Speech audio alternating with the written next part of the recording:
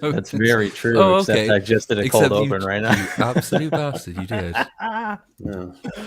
All right. This is what almost happened last time. We did a cold open while talking about whether we should do a cold open. It's going to be the ongoing thing.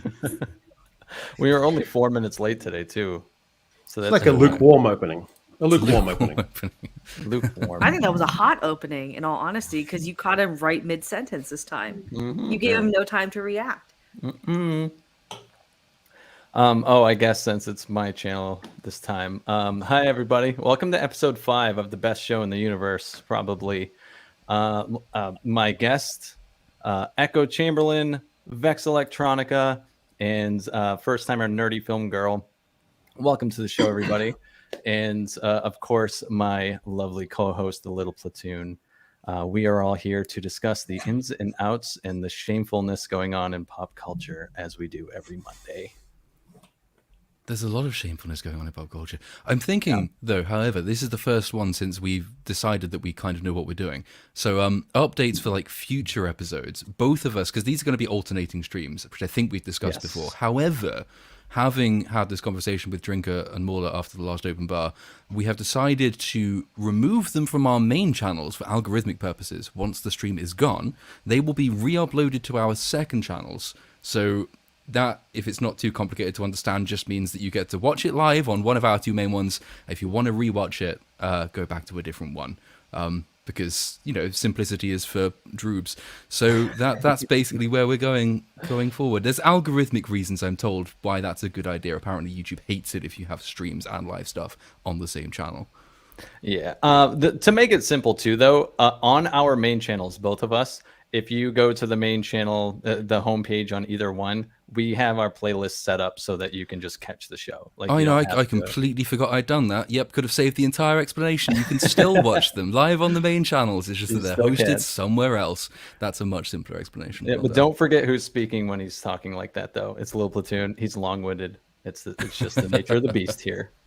But thanks for joining us, everybody. Really appreciate everyone being here. Just FYI too, everyone is probably used to it by now, but we try and save super chats until the very end so that we can give them all the attention that we possibly can instead of just quickly going through them. We do take a good portion at the end of the show to address everything, and it's pretty easy to remember what you're talking about. So if you're referencing something at the beginning of the show, we'll remember. We can catch back up. First thing on the docket, though, to get right to, did everyone watch the Marvels trailer? Yes. Several times. Yes, I did. Yeah, I did too many times for comfort. I actually want to ask everyone first before we even get to that. Echo, let's start with you. What did you think of the original Marvels movie? I can actually say I never actually saw the original Captain Marvel, so all I've got to go by is the trailer, which ironically is, after Star Trek Into Darkness, the second worst use of a Beastie Boys song in a stupid lame science fiction film. So who would have thought that would happen? But yeah, it looks like a train wreck. Apart from the song, which gets everyone's toes tapping, it just looks like a visual nightmare. And it gave me the impression with that moon landing sequence, where she's on the moon, that the quality was so bad that it looked like they actually found, if there had been a faked moon landing and they just put the set away somewhere in Burbank 50 years ago, it looked like they just refurbished it and brought it out again. That's how low the quality was for that scene. And there's a scene where she's floating in space towards that rift, and it actually looked like something out of Lightyear, like it was so poorly animated. So yeah, it didn't look the greatest when I saw it.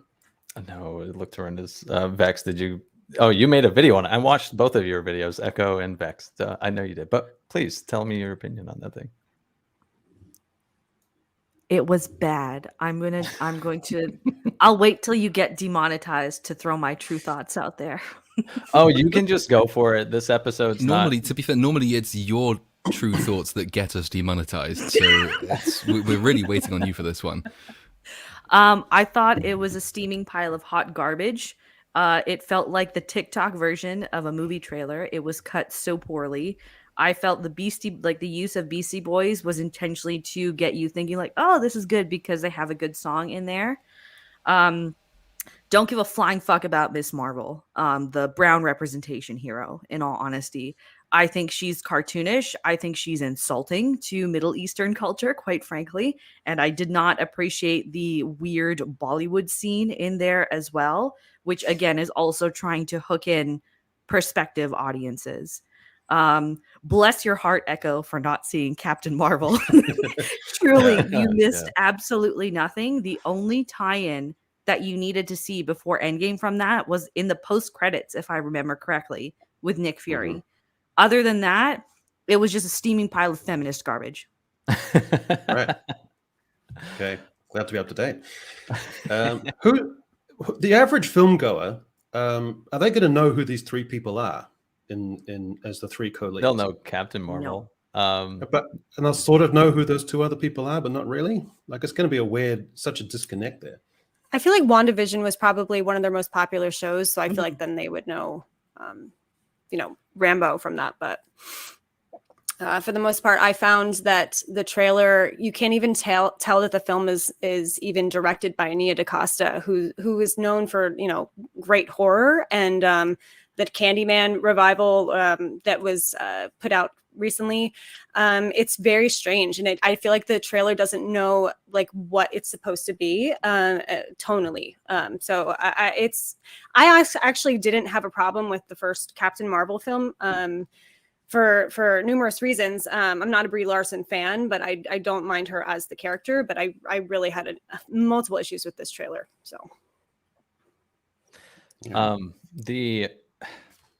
I wonder what I kind of want to look it up, is what are the ratings for WandaVision, because even though they were like their probably highest rated show, like in reality not a lot of people watch that. Like that's the huge problem with connecting your television shows to the movie audiences. There is a massive disconnect. Not everybody I mean, look at the Avengers box office versus even Captain Marvel's, which was $1 billion. Well, like the last Avengers movie made almost like $3 billion. So not everyone who saw Avengers has seen all of the movies leading up to it. And I think that's just going to add to the disconnect people have with the trailer. Like I can imagine a lot of people, casual viewers, saw that trailer and have no idea who these other people are or like what they're doing in a Captain Marvel movie. Mm-hmm. Even Monica Rambeau, though, that's the daughter of the other Rambo chick that we saw in Captain Marvel. So if you hadn't seen any of the TV shows, you wouldn't know who she was or why she's even in this trailer. And same thing with Miss Marvel. Miss Marvel was only 6 episodes long, and her comic books have done spectacularly poorly as well. Yeah. So even comic book readers aren't going to appreciate her appearance here as well. This is a useless movie. If anything, this should have just been another stupid Disney Plus show, because nobody cares about any of these characters. Yeah, I think the issue too for me as well is when you hear about a film that has so many problems, they didn't even start the reshoots yet. You need a trailer that's like amazing. Like when the Flash trailer came out, it was like, this looks amazing, even after all the controversies and stuff. So they really gave us nothing. And the Blue Beetle trailer, I think, was also thrown together so poorly as well. And that's a character I am interested in, but I don't know who's doing the marketing for these people, because I think, you look at the Guardians trailer and looks fantastic. Like it looks fun. It looks exactly what you want out of a Guardians of the Galaxy movie. And it's a much higher echelon type of trailer than what we've gotten with these two for sure. With the Marvels, you've got two problems. One is that you've got to introduce a huge percentage of your viewing public to who these characters are and bring them up to speed with who they are. And then you've also got to get over the threshold of explaining this actually quite complex premise of what's happening in the laws of the film itself, like how people jump from place to place. And so you've got to establish those two hurdles probably within the first half hour. So it might get bogged down in exposition and might drag, and a lot of people might tune out. Sorry, go ahead. I was just thinking with Blue Beetle, I have to keep reminding myself that it exists because it just doesn't stick in the mind. Yeah, it's like film or Hollywood just somehow auto-generated something without humans actually being involved.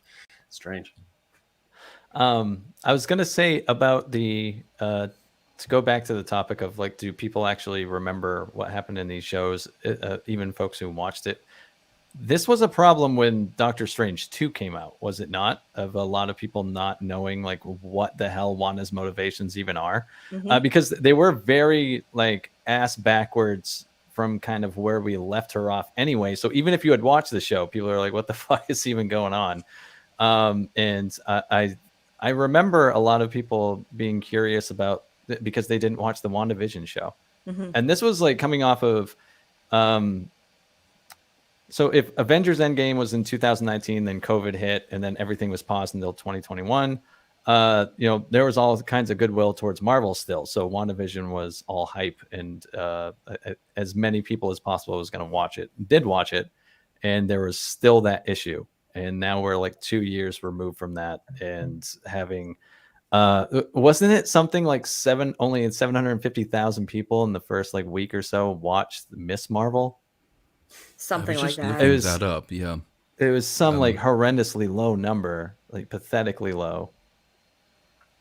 Wasn't WandaVision? Sorry. To answer the earlier question about WandaVision's overall viewership it had, because Nielsen tends to do it by minutes viewed as opposed to number of viewers because it's streaming and that's the only way to do it. So over its entire 8-week run, WandaVision amassed 4.8 billion minutes.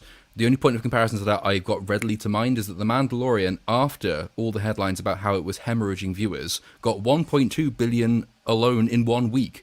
And that was at the end of March. So WandaVision's entire run was watched by, an extra, like 4 times 1 week's worth of The Mandalorian viewers after The Mandalorian's been hemorrhaging viewers, which means, like, well-received or otherwise. I think Ms. Marvel was very well-received. By certain critics, but no one's really watching it. Certainly not on the same scale as any cinematic release, which, as mentioned, creates a huge amount of problems because you've got Brie Larson's Captain Marvel, who nobody likes. You've got Ms. Marvel, who nobody knows, and you have Monica Rambeau, who nobody also knows. And the apparent hinge is that these people can all flick into each other's bodies whenever they use their powers. So it's one dislikable person morphing into someone you've never recognized or seen before. It's a really good premise for a show. Yeah. Someone had mentioned that the villain. So first of all, the villain's a gender swap, right? But second of all, she's wearing like a gauntlet or something that actually was seen in WandaVision. So there's potentially another plot tie-in that if you hadn't seen WandaVision, going into this movie, you have no idea what's going on. Also, wasn't WandaVision like the first major Disney Plus show? Yep. When it launched? And it was during the pandemic too. There we go. So I think everybody basically, I didn't watch it. But I think everybody watched it because that was right off of the hype of Endgame and all of that stuff. And it was Disney Plus finally launching. And everyone, I haven't heard anyone not like Scarlet Witch personally. So they were off to a good start with that. No, I think everyone likes Scarlet Witch. I think if anything, like me personally, she's an awesome character. I loved her in the comic books too. I think what I disliked was how they handled her character and made it this weird, like morally ambiguous ground, or they were like trying to, make all of her wretched things she was doing. Like, no, it's okay. Like, she can be redeemed. That's the problem. Like, she could have been just a tragic character, and people could have kind of got on board without discounting all the other flaws of Multiverse of Madness. We could get on board with Wanda's character as the tragic fall of a hero. What I think people struggled to get on board with was all the times the film told us that, no, it isn't a tragic fall. She's justified. She was right. You'll never know what they sacrificed. What you sacrificed for them, even. She's destroyed. She saved the universe, but she broke the universe, and that's the not fair complaint. She was badly mishandled in that film, but then everyone was badly mishandled in that film. They turned Mr. Fantastic into a cheese string, for God's sake, so it's not exactly like Wanda's much better off than anybody else. I hate my emerging laziness to just accept that a character is going to go through an arc where they go from evil to being redeemed. And I don't even question it anymore, and I don't feel any tension or strain of trying to contest it. Ever since Jaime Lannister, who goes from pushing a kid out a window to being someone you actually kind of like. And so I just don't fight it anymore, and I just give into it, and I'm kind of disappointed with myself whenever an arc like that happens. That's why Succession's a successful show. You hate every single person, but you also love them. Right. Yeah. Okay. Well, if it starts off amoral, then that's fine, and I can just swim in the amorality of something like that. That's fine. But yeah, when screenwriters put me through that process, I can see it coming. It's all telegraphed, and I just submit. Yeah, I absolutely hate that too. I had just like re-released a supercut essentially of my Obi-Wan Kenobi review, so I had to revisit that show, and it's like something that just seeps through everything now, which was like I don't know if you guys recall that show, but it's right in line with that ambiguity shit where it's like at the end of the show, Reva asks because she didn't kill Luke if she's like Vader, and Obi-Wan assures her she is not, and I'm sitting back thinking like, yeah, you are. You're a fucking horrible human being. Like, you're absolutely horrible. Well, you came here to murder a child to get back on the Sith for murdering children. It's just, oh dear. Yeah. Maybe go back and ask that guy whose hand you cut off in the first episode, or the child you were about to torture. Yeah. And that was the thing. It's like they were trying to relate. I remember someone making an argument to me like, well, they redeemed Darth Vader at the end of Return of the Jedi. And it's like, that is not the same. He died because it's not like if he lived, people are gonna embrace him with open arms. Like, what the fuck? Yeah. Yeah. It's like a to Luke, that was a redeeming thing, even though you can't forgive him for all of his deeds. Like, it's a completely different thing than just like sending Reva along her way. It's like that's the kind of writing that infects this shit. It's like learning that Eichmann was secretly quite a good dad. It's like, okay, yeah, fine, but he's also really, really evil. You can't forgive his genocide because he was nice to his kids at the end. Yeah. That shows how interesting the Marvels trailer is, though, is that we were already talking about Obi-Wan instead. Yeah, that's how interesting it was. It is now, isn't it, the most disliked of all the Marvel trailers on YouTube in the history of Marvel and YouTube? That bodes well. It is really fascinating. Yeah. I don't know what the latest figures are even, but it was, I think, the dislikes were quite significantly exceeding the likes on that trailer. I'm interested as to why that is. Obviously, Captain Marvel has garnered a lot of hatred as a character and as a portrayal. And I think that film did do quite a good job of portraying her as more evil than most of the villains in the MCU. So she was quite dislikable, which I'm aware is supposed to be a sexist comment to make of a female character, but there we are. There is that problem. I guess, I mean, is it also capitalized, or I say capitalizing, is it also suffering from the impression that it's just going to be more of the MCU's current meta, which is, look, it's zany meta humor with occasional bits of feminism, no story to speak of, and very questionable CGI. So it looks like everything that's currently wrong with Marvel and is just going to get worse in that film. Is that the reason, or is there some broader cultural hatred of women that we can pin this dislike on? No, I think it's a broader cultural hatred of shitty writing and injecting, I don't know, politics into your movies, and then pretending like you're not doing it. And by the way, they have completely cleaned up the like to dislike ratio. It was in the millions, and now it's somehow in the... This is fucking hilarious. They do this stuff. Okay, so now the likes to dislikes are 492,000 likes to 645,000 dislikes. It was immensely bigger. It was in the millions before. So they erased millions of dislikes on this video. I just don't even understand why they released it. Like, why? We would have waited if they came up with some. Again, if they're doing all these reshoots and stuff, like, why are you releasing it this early? Like, no, like, you still have time to make some changes, and it looks so cheap. And I think that to me, that's the biggest problem. It looks so cheap. Like, again, straight to TV, DVD, even, like, it looks that bad to me. So I don't know. I would have waited for if they can improve it at this point, but who knows? I agree. I don't think they can, because they've kind of decided. What I'm seeing when I'm watching a trailer like that is, if I'm looking at the visuals, they're using CGI for like regular streets and houses in the background, and it is painfully obvious. And I'm doing a massive review for MCU Phase 4.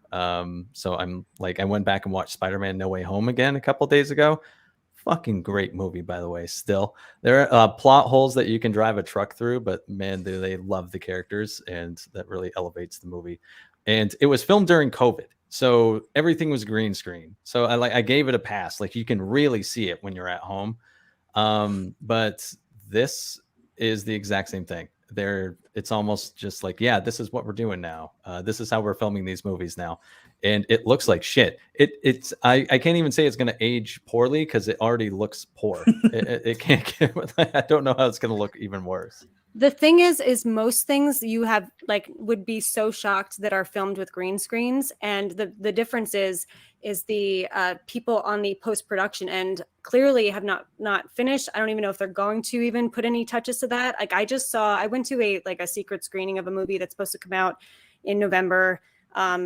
Definitely trying to get Oscars, and like they said to us, like there's going to be some stuff with green screens, and it was shocking to see stuff inside a house, like maybe a hallway scene that was all green screen and they didn't finish it yet. It was like it was a test screening. So I think that the Marvel post-production team in general, they're so burnt out that like they're like just handing it in, like, oh well, this is fine at this point. Because I mean, that's all I have to say about that. But Well, the thing is, too, this is one of those movies that they replaced the CEO with Bob Iger just back in February, right? So only a couple months ago. So this is still all under the production banner of the previous regime. And so it was filmed a year ago, 2 years ago, and they started doing reshoots. Am I right in saying that they've already done some reshoots? Yeah.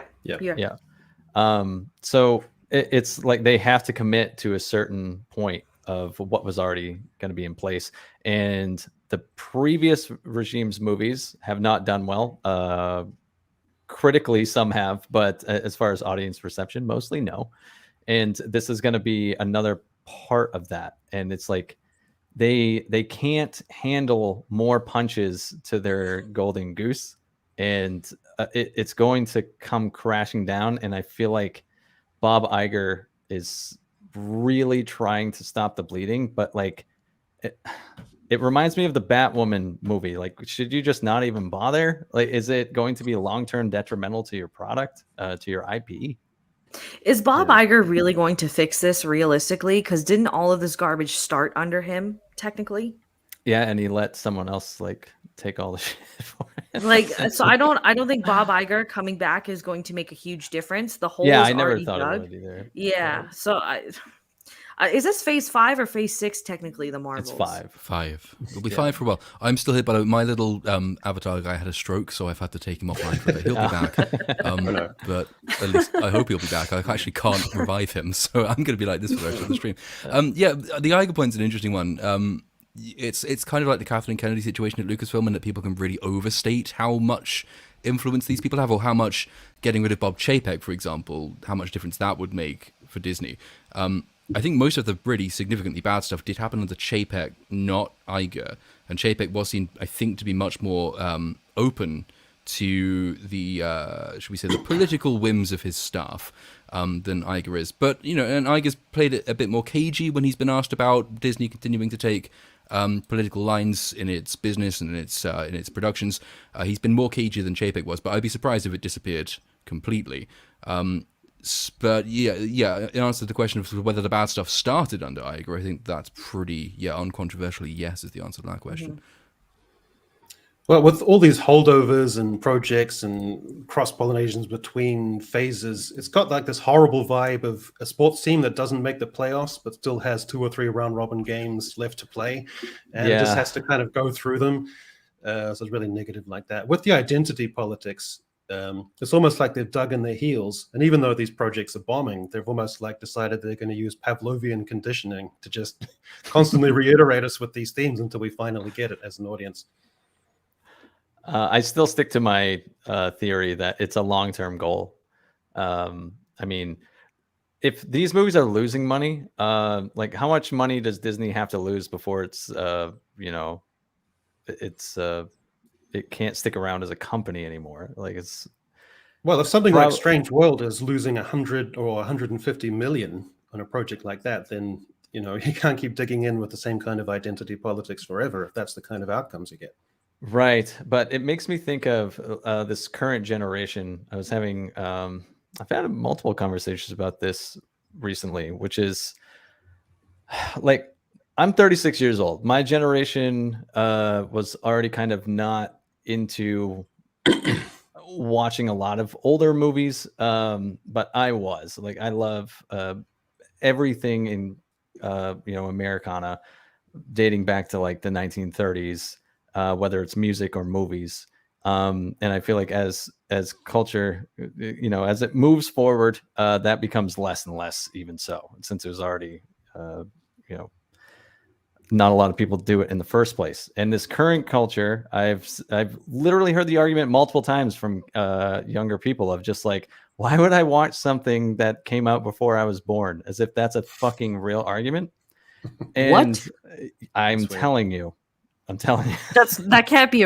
These aren't real people, right? My girlfriend works in a school. People that won't watch anything after the 90s. Sorry, I didn't mean to interrupt you, but I agree. No, it's a thing. My girlfriend works in a school. I hear this dumb shit all the time, and so if you are just introducing people to this bullshit, and that's all they know, then you've set up and indoctrinated a whole new generation of kids that only know, like when they're adults, just a bunch of shitty bullshit, and they accept that as that's what movies are, that's what storytelling is. Not even an interest in anything that came out before them, as if anything that came out before them was bad. This makes so much sense now. This makes sense why they're just putting out shitty content across every medium. They don't even care. Why not? Right? Yeah, that's just all they've ever known. Yeah, because that's why I asked the question. Like, yeah, well, yeah, for sure. iPad generation. Right, it's the iPad generation. It's I just saw an article right before I hopped on here telling parents to not put their kids in blue swimsuits this summer because it's hard to spot or hard to see or something. And I was just like, maybe if you just watched your fucking kids, you wouldn't have to worry about that. Are the kids blue as well? Is that why they can't wear blue swimsuits? Avatar. Right. It essentially amounted to just like how to easily discard your children and not pay attention to them and pacify them without having to do anything like parenting. And it's that's worrisome. That's why I asked the question of like how much money does Disney have to lose before they're like, not even financially viable as a company anymore? Probably a lot, so they can afford to take these hits over and over because it builds the next generation.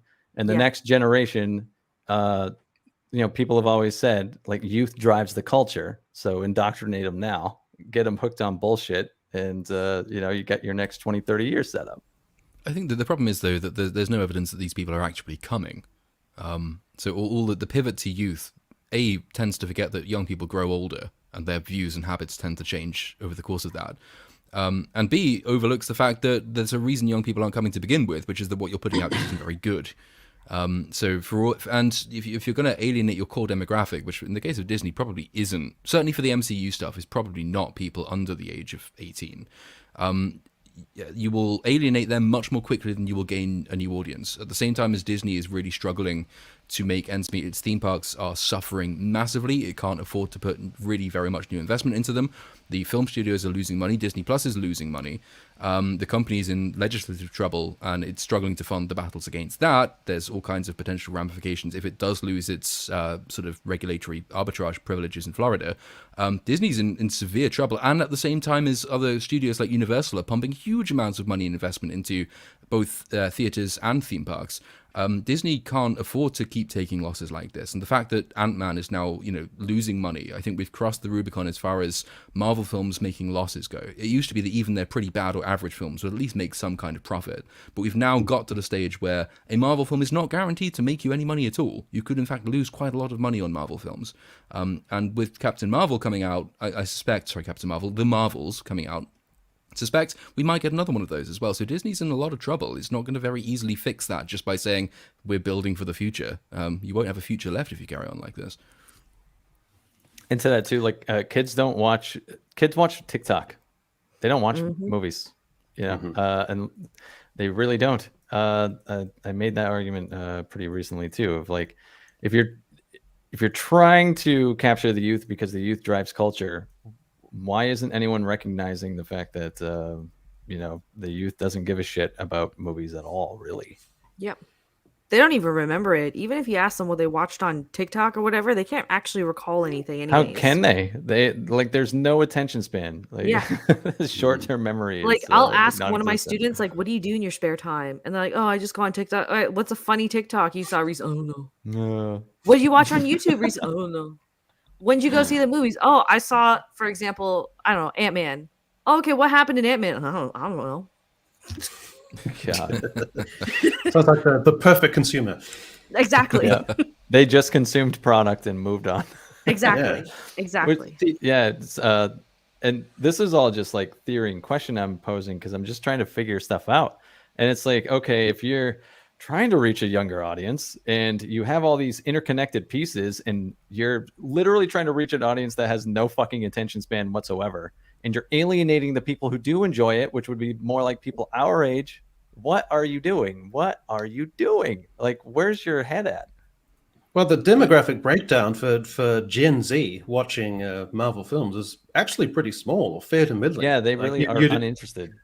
So, first of all, if they got such a low attention span, don't make your movies 2.5 hours long. Like, that's the first thing. Don't have a ludicrously long and actually exhausting to watch third act full of like smashing explosions and bright colors, because everyone's already checked out by then.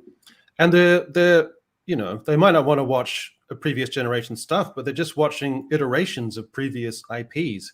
Like, there's going to be a new Harry Potter series, which is just so there was Harry Potter 20 years ago, and they've got their new Star Wars on Disney Plus, which is just reiterations of stuff from 20 years ago with the prequels. And you've got Lord of the Rings is going to have a new thing coming out, a new series. Plus, you've also got the current Lord of the Rings on Amazon, and that's just from 20 years ago. So they just got their own iteration of the same IPs, just going round and round in a circle. They have, and piggybacking off of that, I don't think it's coincidental that the Mario film comes out and does incredibly well. It's only 90 minutes long, and that's probably, I think that might even be including trailers, so it's probably less than that runtime-wise. It's also completely content-free. You don't have to pay attention to that film. You just have to look up occasionally and say, oh, look, I recognize that, that's fun. Oh, look, I Need a Hero's playing, I know that song, that's a banger. Oh, look, they're doing Mario Kart now, that's fun. And then you leave the movie after 90 minutes. You don't even stay for the post-credit sequences because you weren't paying attention to begin with. It's doing incredibly well because it's actually targeting a demographic that resents having to pay attention to things. I think that's a moral argument against pandering to young people, personally, despite being kind of young. I just think young people are shit. Ignore them. Move on. I'm glad you said that because, and this is literally not if you liked the Mario movie or you didn't, but I've noticed, Disney's never cared to get into the, the video game IP. And I think seeing Nintendo do so well, it makes them maybe think like, oh, we do have Kingdom Hearts. Like that could be a huge franchise, and video games are so popular with the younger generations more than ever. So that could be totally, something they could do in the future for sure. Yeah, I mean, they are already pivoting toward that. We were on EFAP on Saturday going through a list of the upcoming video game adaptations, most of which I've already forgotten, but Fallout's getting one, Warhammer's getting one, Mario, there will be a dozen or so Nintendo films over the next decade, I'm sure, at least that. You've got... Oh, there are loads more. Why Halo? Obviously, that's not gone particularly well, but Halo is being adapted. Tomb Raider's getting another adaptation as well. They're still doing Tomb Raider. Jesus, I thought. Amazon got the rights to that one now. So. Oh, good. And Phoebe Waller-Bridge is writing that one too. Even better. She did have one great quote. She had one great quote, and it was recent, I think. And she said, "Writing is just 90% procrastination," and I've never felt anything more. You've never related to a woman more. No. No, that's the one of two times. It is, and even Dungeons and Dragons, when that comes out, Dungeons and Dragons follows quite a similar approach. You don't really have to pay attention for a large part of that game. Like young-ish people play Dungeons and Dragons still. There's a billion games spawned off of that people might have played. You didn't really have to pay attention to its plot. It's better than Mario's plot, but it still was pretty threadbare. You didn't have to pay much attention to any of that. So if you are going to appeal, that's the other danger, I think, of appealing to young people by essentially giving them something that they're used to watching on their phone, i.e. content-free, vaguely funny-looking, colourful trash, is that that's all we get going forward.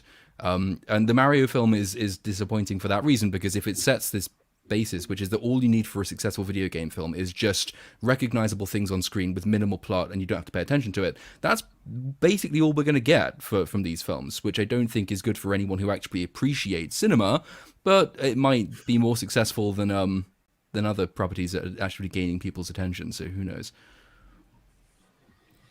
Yeah, I mean, with The Mandalorian, maybe Disney is trying tentatively that idea of doing it like a video game, where it's essentially just a set of fetch quests going from one thing to another, structured like a video game. So maybe they are sort of testing the waters there and seeing how that works with an existing property.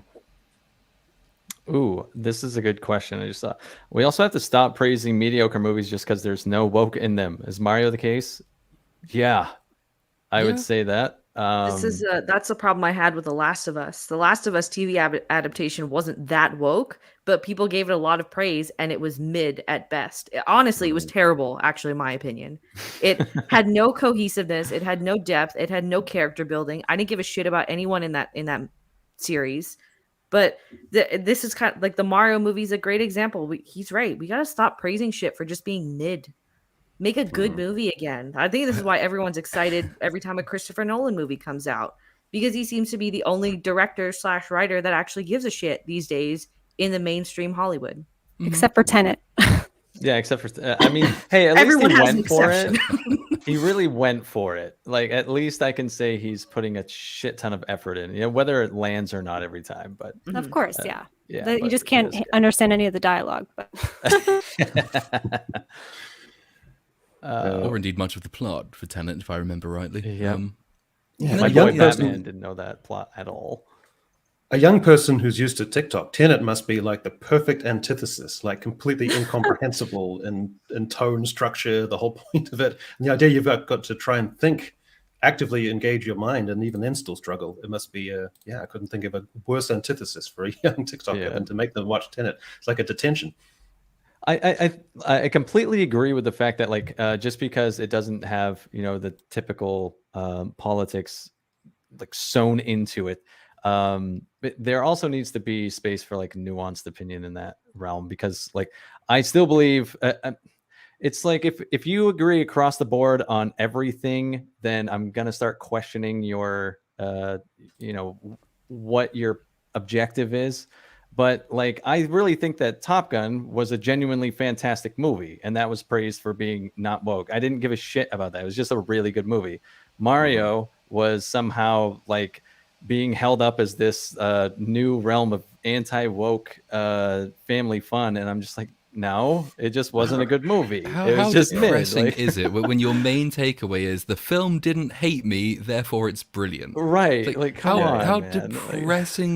But, I mean, that's not Mario's fault. That's the fault of everything around it. Mario Right, benefits yeah. immensely from what's around it. And, you know, when you get something like Mario coming out, and then you know in a few months' time you've got the Marvels coming out, and that will be the entire opposite of that. That will be everything you hate about film. Pretty guaranteed, actually, that one. You can see why people have fallen on those defenses and why they overestimate mediocre films. It's okay for a film to be mediocre. Mario isn't hateable by any means. It's just not brilliant, and it could have been so much better and could easily have been so much better. But the number of people in my comment section who would say variants of, well, it wasn't woke, so it was great, or it didn't hate me, so it was great, or the games don't have a story, so the film doesn't need one either. It's like, no, that's not how any of this works. You shouldn't judge every film that comes out solely by its immediate competitors. There was, funnily enough, a time when films were not defined by their hatred of their audience, and the industry wasn't defined by a hatred of its audience either.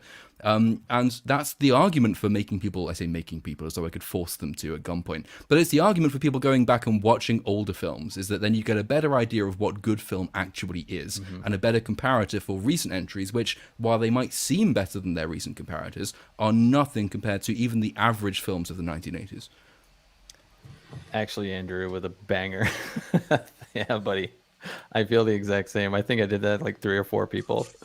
I am going to introduce our 5th guest, 6th member. He's invited on every time because he's the man, and he's also the Mega Geek, and he's on mute. No. I was just laughing at what Vex said to me. Fuck off, Ian. Nice. What a great introduction. How are you guys doing? All right? Yeah, good. Oh, Hello. man. Hello, Echo. Hello, Nerdy. Hello. Okay, don't say anything then. That's fine. I'm sorry. I'm not Hi. insulted. Breathing is Didn't want breathing to is interrupt anyone. perfectly acceptable. Yeah. So Ben's talking crap again, is he? Oh my lord. As usual, as he yes. usually does. Yeah. Okay. How do you I go from subscribe to this. geek to I can understand super geek, but how do you get to mega geek? Wow. Is that a difficult process? That's very difficult, mate. Very difficult. Mm. You got to start You- directing your own movies. Yeah, absolutely. That's why I'm the Mhm. Mega Geek. So there you go. Mega. Mega Geek. Yeah. What are we talking about then? Come on. Well, we're just saying that. Yeah, go ahead. We are discussing the Marvels trailer. I wasn't sure if you saw it yet. I saw it. Looks like absolute bollocks. I can't tell what it's about really, apart from them swapping bodies, and that's about it really. There's no It's about story in it. 3 people with 3 different skin colors getting together and saving the world. That's exactly what it's about. Oh, okay. Right. And I brought this up. It's I thought it was hilarious. I compared Brie Larson's speech when she was it was sometime in 2019 where she was talking about how she didn't want to hear what straight white men had to say right. about A Wrinkle in Time, Mhm. because it wasn't made for them, which is, okay, Weren't her that's your tits hanging out during that speech, if I remember correctly? I mean, I was watching. Yep, Vex is back. But I thought that was really funny because then there are, over the past few months, there have been rumors that she's pissed that she's not at the forefront of her own movie. And I was like, well, this is what happens. You get your representation figures in there, and now the movie isn't about you. So you can't complain about this. You have to follow your own logic or you're a hypocrite. Wasn't you there can't complain. Wasn't she interviewed and somebody said about Captain Marvel and she went, oh, if they want me to come back or something like that? There's a clip where she just basically says, she basically admits that nobody likes her in a roundabout way. You know what I mean? Yeah, so, she knows. She knows. You guys remember the press footage when they were marketing Endgame, and it was Don Cheadle and Chris Hemsworth, and they literally just looked like she ripped like a fat one, and they just didn't want to be anywhere near her. It was. I physically cringe watching that clip because even the people trying to get along with her just during the press tour can't stand her at all. Yeah, you can tell. I feel like her winning the Oscar so soon in her career, like no one knew her before she won the Oscar for that. What did she win an Oscar for? For Room. It's really good. I liked her in that movie. I didn't know she won an Oscar for it though. Yeah, okay, that makes a lot of sense then. It all just went to her head. Yeah. What happened to Ben? His AI was having issues apparently. He'll be right back. Yeah, he'll be back. He's rebooting because his weird avatar creepy puppet thing wasn't working. Right. He'll be right back. Room was a good film and was based off a beautiful book that everyone should read with an incredible premise to it. And you're right. I think she just won that Oscar too early and the momentum kind of stalled in a weird way. And we've been paying the price ever since. And it's not the Room with Tommy Wiseau. No, it's not that one. Not that one. No, I don't know. I mean, people are going to go and see it, of course, but it's not going to make its money back. This stupid Marvel's film, and it's all because of agenda. Blah blah blah blah. How many live streams are saying the same thing as we are saying? And I still don't understand why the makers of these films don't understand where they're going wrong, or do they? That's the question, isn't it? Do they understand they're going wrong? So, Well, I mean, we live in I don't know about you guys, but here in the U.S., it really is. We live in a world where there are two truths, and everyone believes they are right, and that the other one is wrong. And I don't know how that's ever going to be fixed at this point at all. And so, if that's what they're doing, if that's their angle. The truth is that all of their identity politic play is necessary, and we are wrong for calling out bad writing and prioritizing that over making a good film, and that makes us evil, and that's the truth, according to most folks. But in reality, I think most people here live somewhere in the middle. I think there's 5% who are nuts on one side, 5% are nuts on the other side, and the 90% of us live in the middle, and only a few of us like to talk about it with a perspective of any semblance of nuance whatsoever. That's my take. What do I know? I don't know. Yeah, nobody knows anything, do they? Let's face it. As you said, right. The thing is, I believe there's only one truth, and Well, you there know, is. they Yeah. know deep in their heart that they're wrong. But the thing is that they persuade themselves that they're right. If that makes any sense. I actually don't even think they recognize they're wrong. Like, there's a lot of people that can recognize or acknowledge that something might be wrong, but they can't pinpoint that it's actually them being wrong or that this is wrong. So they just have the feeling without ever solving it. But then, the TikTok mentality kicks in and they just move on to the next like product, right? So I saw an advert for I don't know if you guys have it in America. It's called Dove, which is kind of like a cream for women. the I soap, think. right? The soap, yeah, Dove Yeah. or So yeah, whatever. of course. And they had all these women, right, like putting Dove deodorant on and stuff All like the that. fat And bitches in it now, right? well, I was about to say kinda. I was about to say kinda, but I guess Vex, in her own inevitable way, has kind of Nailed it. And I was looking at advert. I was thinking to myself, why did they allow this? It's like saying to young children that it's okay to be obese. Do you know what I mean? It's not okay to be obese because it's going to spoil your health, isn't it? So There's a really fine line you got to walk with this whole like every woman's body. Like, yes, there are more realistic women's bodies than seeing Victoria's Secret models everywhere. But like you said, to glorify obesity, this is all just part of the plan at the end of the day, but it makes no sense. So by no means, looking at those new Dove ads, do I see like an accurate representation of the female body. No, I just see a bunch of fat, ugly bitches in it right now that probably need more than Dove to It's fix the whatever's going on. compromise position. There is a middle ground somewhere between Cara Delevingne and Lizzo, where a healthy woman can probably reside. Exactly. Look at just like the Greek statues or the Roman statues. There we go. Those are women that have a little bit of weight of them. Those are naturally how women's bodies are. Put more of that, but even that is deemed too I don't know, that's deemed too thin or not an accurate representation. So well, I think Dove's parent company is Unilever, I think, which also makes a product called Rexona, a deodorant, and those advertisements are full of slim, beautiful, objectified women. So there's hypocrisy and bullshit there. And they Plus, I also think they own, should have. Sorry, carry on. Oh, I think there should also be 40-meter tall or 40-foot tall billboards on the other side, so you can have like a fat, pouchy 40-year-old man with like you can't see his underwear because there's rolls of flab covering it, and have that, so morning traffic can slowly pass underneath that. So have both. I know. Sorry, no, you can go. Oh no, you haven't spoken. Please do go ahead. No, I was just gonna say I totally agree with this specifically, and I forget her name. Like, she's one of the most famous plus size models. Little do people realize, or like, she's like a size 12 or a size 10, which is not compared to like, I mean, that's small compared to people that like love her. And I think I don't know. I don't like promoting that either as well. The Graham chick or whatever. Yes, Yeah, I know who you're talking. She's actually, she's technically thin or more average, but she's a plus size model. Mm-hmm. Right, because every model, like in the industry, if they're runway models, are zeros, or ones, whatever, twos, So it's like shocking. But like, I don't think it's shocking to see Ashley Graham at all. But it's people that are much more obese and have those issues. They're looking up to someone like that as their hero, and it's He's right. That is a disturbing trend. I don't know how we get on this subject, but man, do I have opinions on it. Because sorry, I mentioned Dove. Sorry. That's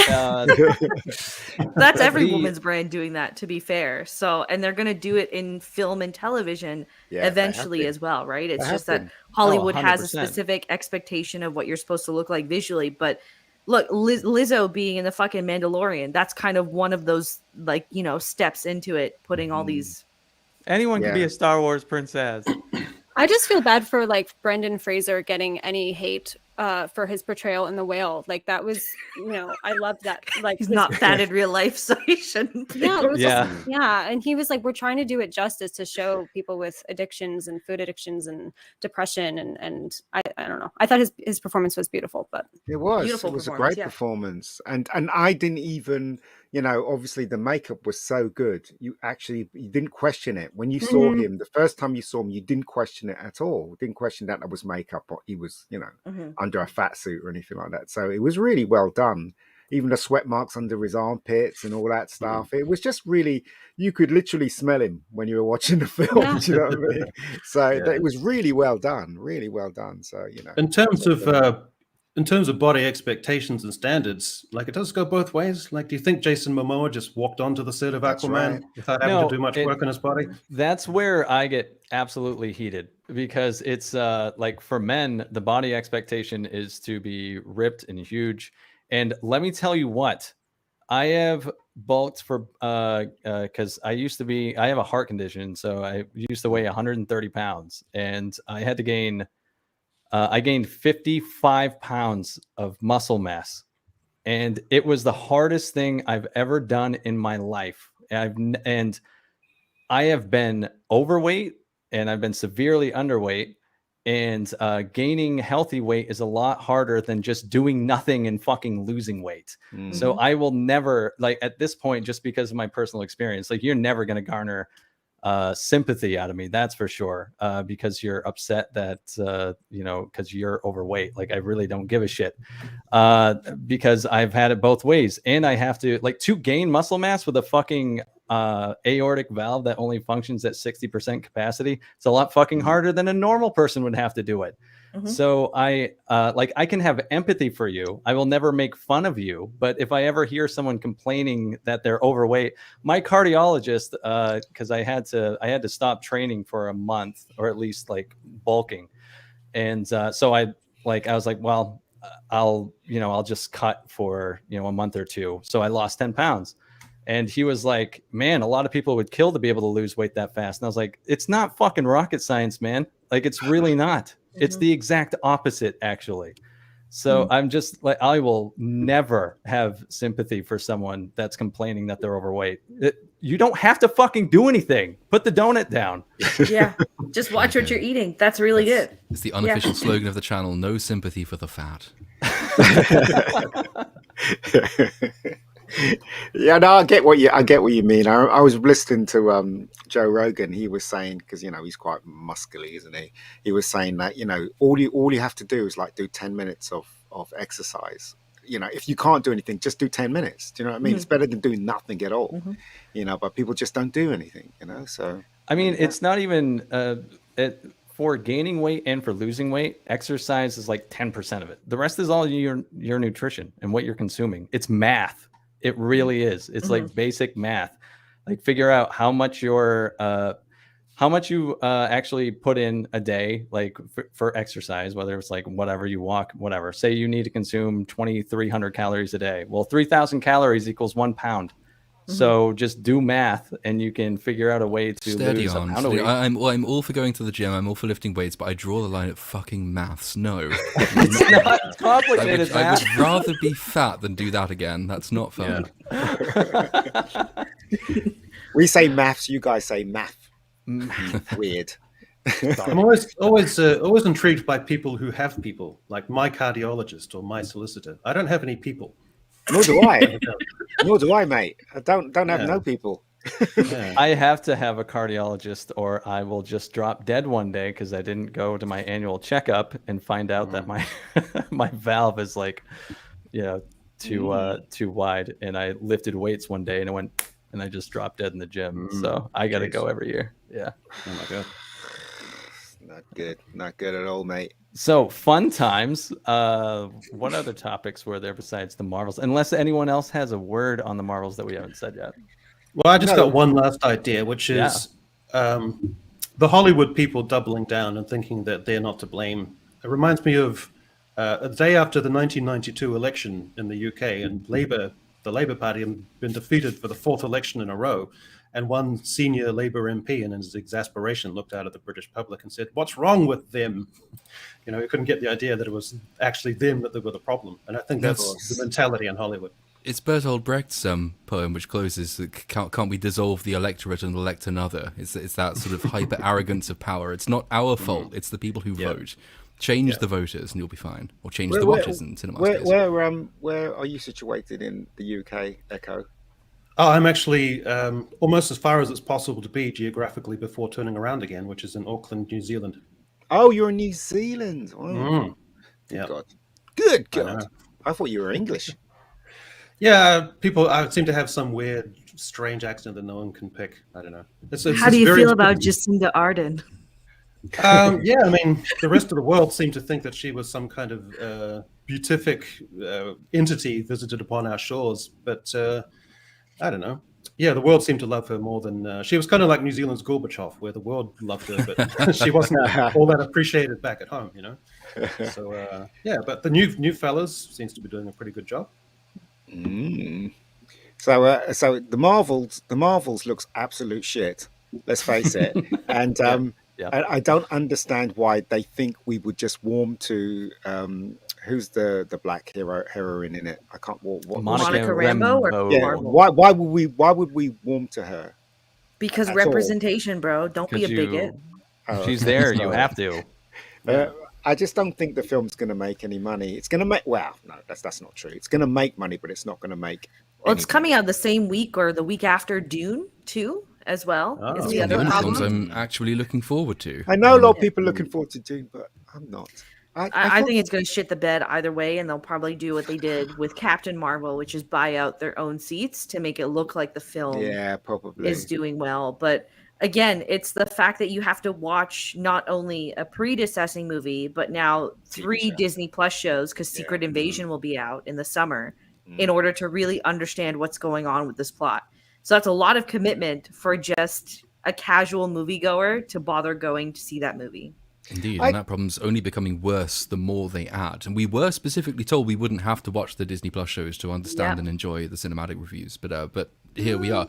As a closing thought experiment or a challenge to the panel, then, how would you make this film good? Like, is there a world in which this film surprisingly is good? How would you do it? We're not at school. What is wrong with you? I don't want to talk over anyone, so it's an easy visual cue. Okay, good. Scrap it and stop making women heroes. Absolutely. Oh my god.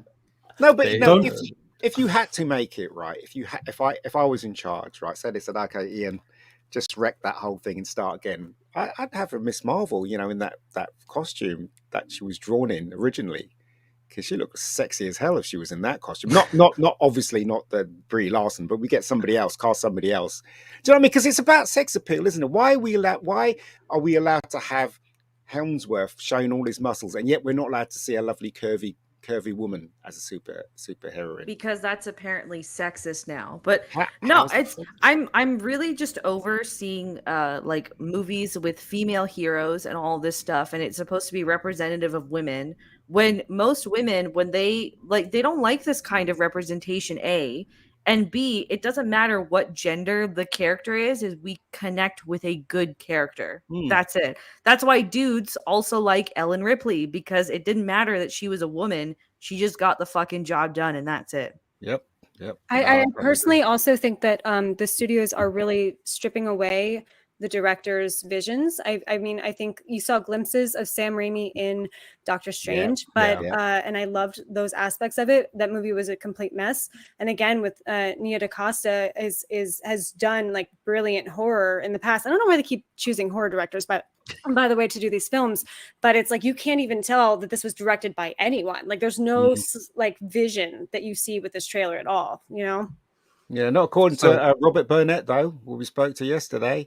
He thinks it's all governed by Disney people, these invisible Disney people, but it's not. It's basically people like KK. They're driving this stupid agenda right across the board, and the people that involved as well. So let's just get rid of them.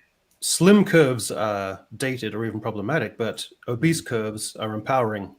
And I mean, look at what's her name? The girl who played Wonder Woman. What's her name again? Gal Gadot. Gal Gadot. There's nothing sexy about Gal Gadot at all, in my opinion. Yes, she's really. Thank you. She's cute. She's cute, right? And she's really. Get out of here, bro. But if you look at, all right, compared to Linda Carter, mate. I think you're on your own on this one. No, I agree with Ian here. No. She's a good-looking woman, but she's got nothing going that would make me think Wonder Woman. Hasn't got a sex appeal. That's the problem of Gal Gadot. She hasn't got a sex appeal. Linda Carter had it in spades. I've never heard anyone say Gal Gadot doesn't have sex appeal, but that's weird. That's all she has going for her. No, she doesn't. She I tend to think she loses her sex appeal when she tries to act. That's her problem. Yeah, that's the Yes, problem. I agree. In fact, the director should have had a word to her and said exactly that. Look, Oh, you're not being the sexist, chat's it's not moving too talking. fast. Chat's moving too fast. I don't To know. answer your question, Little Platoon, Yeah. just to answer your question, if you're going to have a scene where a cat hurls tentacles out of its mouth and then eats someone, don't put a 15-year-old with a laptop and cheap plugins in charge of generating that AI. So that would be my improvement. All right, so you guys Yo, Mega, disagree you got with me, but ratioed. unfortunately, I disagree with all of you. So you go. But I literally, seriously, compare Linda Carter to Gal Gadot. I'm sorry, but Linda Carter slays Oh, her. I mean, like, I don't think Slays. Gal Gadot is the hottest woman on the planet. There are a lot more attractive, female actresses out there. Or, well, that's obvious, female actress. But you get my point. She's still attractive, though. That's wild. That's a weird opinion there, Mega Geek. No, I just don't think That's your opinion.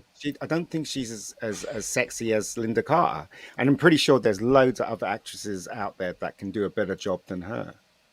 That's. I think she fit the type for Wonder Woman. Like, I think she looks a little bit more like Wonder Woman would be portrayed in a film realistically, but her acting is just so horrendous, and It is terrible.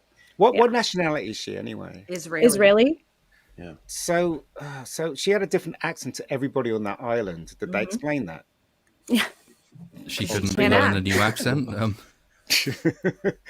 Didn't explain it. Okay. I think like the one concession I will make is that when she's trying to be sensual and sexy, then it doesn't quite work. Like that film she made, the espionage film, where there's like the trio of them, and I think The Rock was in it. She was trying to be overtly kind of like sensual and erotic, and it didn't quite work. Whereas if she's just trying to be Wonder Woman, then it's more kind of appealing, I think. So if she keeps her mouth shut, is what you're saying. That's essentially She it. works. Yeah, I mean, she served in like the military there. They all have to, and so that's why right, I was like sold on it initially. And I still, it's fine. It's not like, oh my God, she's the best Wonder Woman ever. But I can understand why she was cast. But I would like to see a new one moving forward. So would I. I'm pretty sure that the IDF is trained not to emote under torture, which might explain why she cannot emote during filming either. The army training is really working against her career here. She was a beauty queen though before that, like after that, still. Was she? Yeah, model. she won like Miss Israel or something like Oh, that. did she? Yeah, Because Linda Carter won Miss USA, didn't she? So I have no idea. Oh, Yeah, she that might did. be a generational thing. I mean, I had to look up who Linda Carter was because I had no oh, idea. for God's sakes, Ben. Really? But I can see like as an archetype of beauty in the 70s, fine. No, but, even today. If you compare the pictures of Wonder Woman of the 70s compared to her today, she's... no. Oh, hello. I don't know. We have to agree to disagree there, seriously. But you might be right. It might be a generational thing, Ben. You might be right, mate. Might be. There's some great historical pictures of compulsory service in Israel, the women soldiers back in the 50s and 60s. And it's really great because they're standing around talking and they've got a Kalashnikov in one hand and a handbag in their other. So it's great stuff.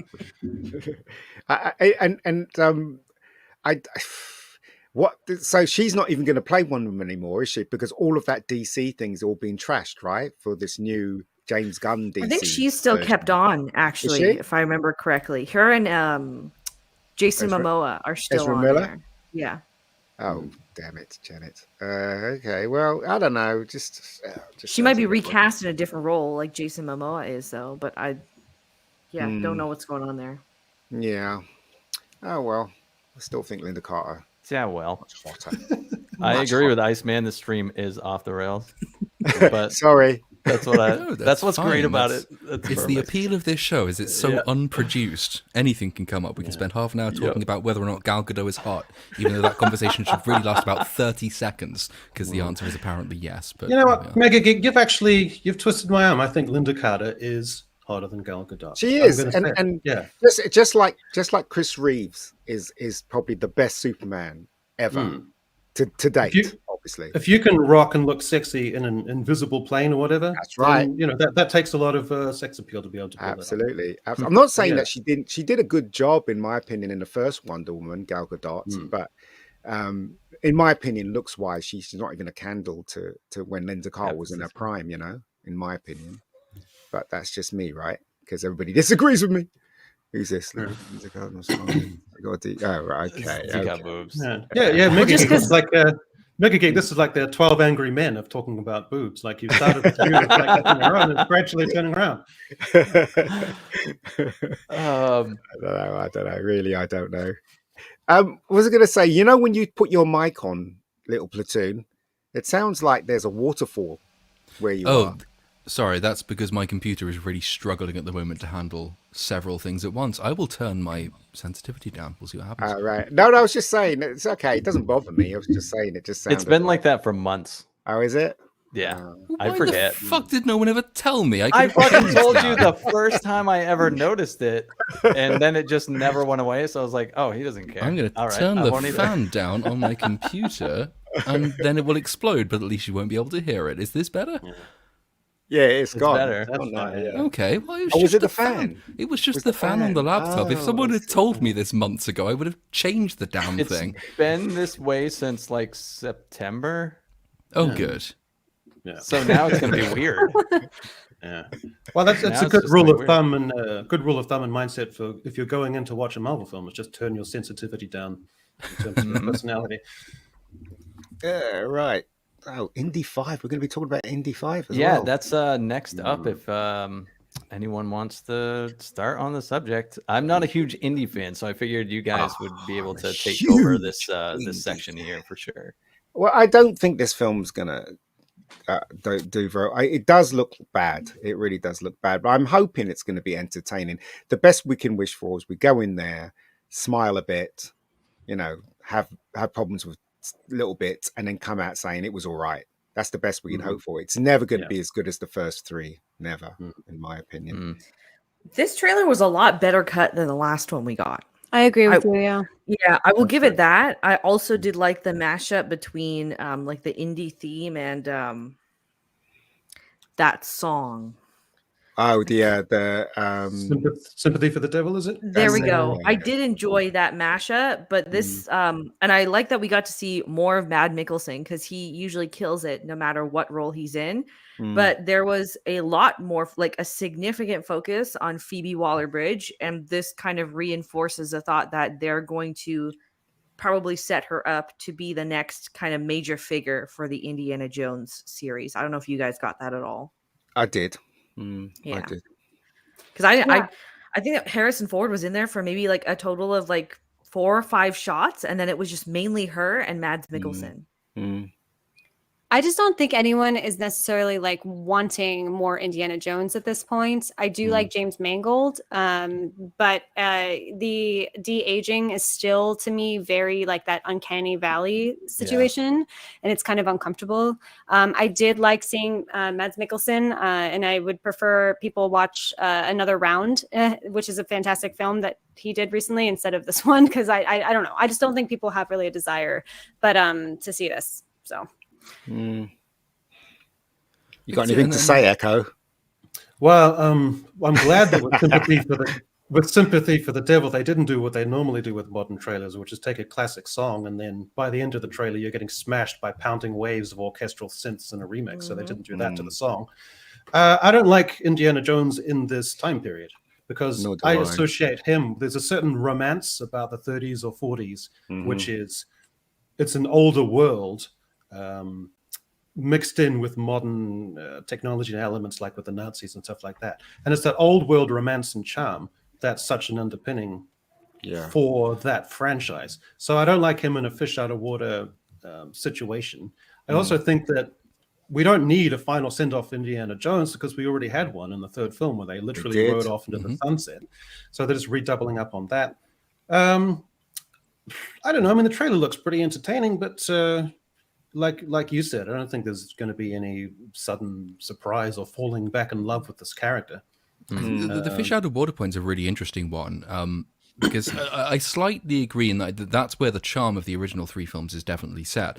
I think if you're going to bring him forward into the 1960s, you really have to consciously play up the fish out of water thing, and you have to do it with a very definite idea of what society in that day had lost, which involves you in a critique of the 1960s, essentially. Indiana Jones has to be cast as this throwback who is kind of right about the things that the 1960s sacrificed after the 1940s and the early 1950s. He's that conservative voice against an incredibly liberal reforming generation. It's an opportunity to do a really sort of heartfelt synthesis of the old and the new there, which could be really fascinating. And not enough, I think, has been done to actually account for what the 60s loses. Everyone knows what the 60s gave us, but the 60s sacrificed a huge amount as well of what Indiana Jones would want to have stood for. Even in the trailer, you get... to be fair, a slightly more modern interpretation when they are discussing the fact that Phoebe Waller-Bridge's character stole something. Oh no, something was stolen and she stole it back, and she said, well, that's capitalism. It's like, yeah, okay.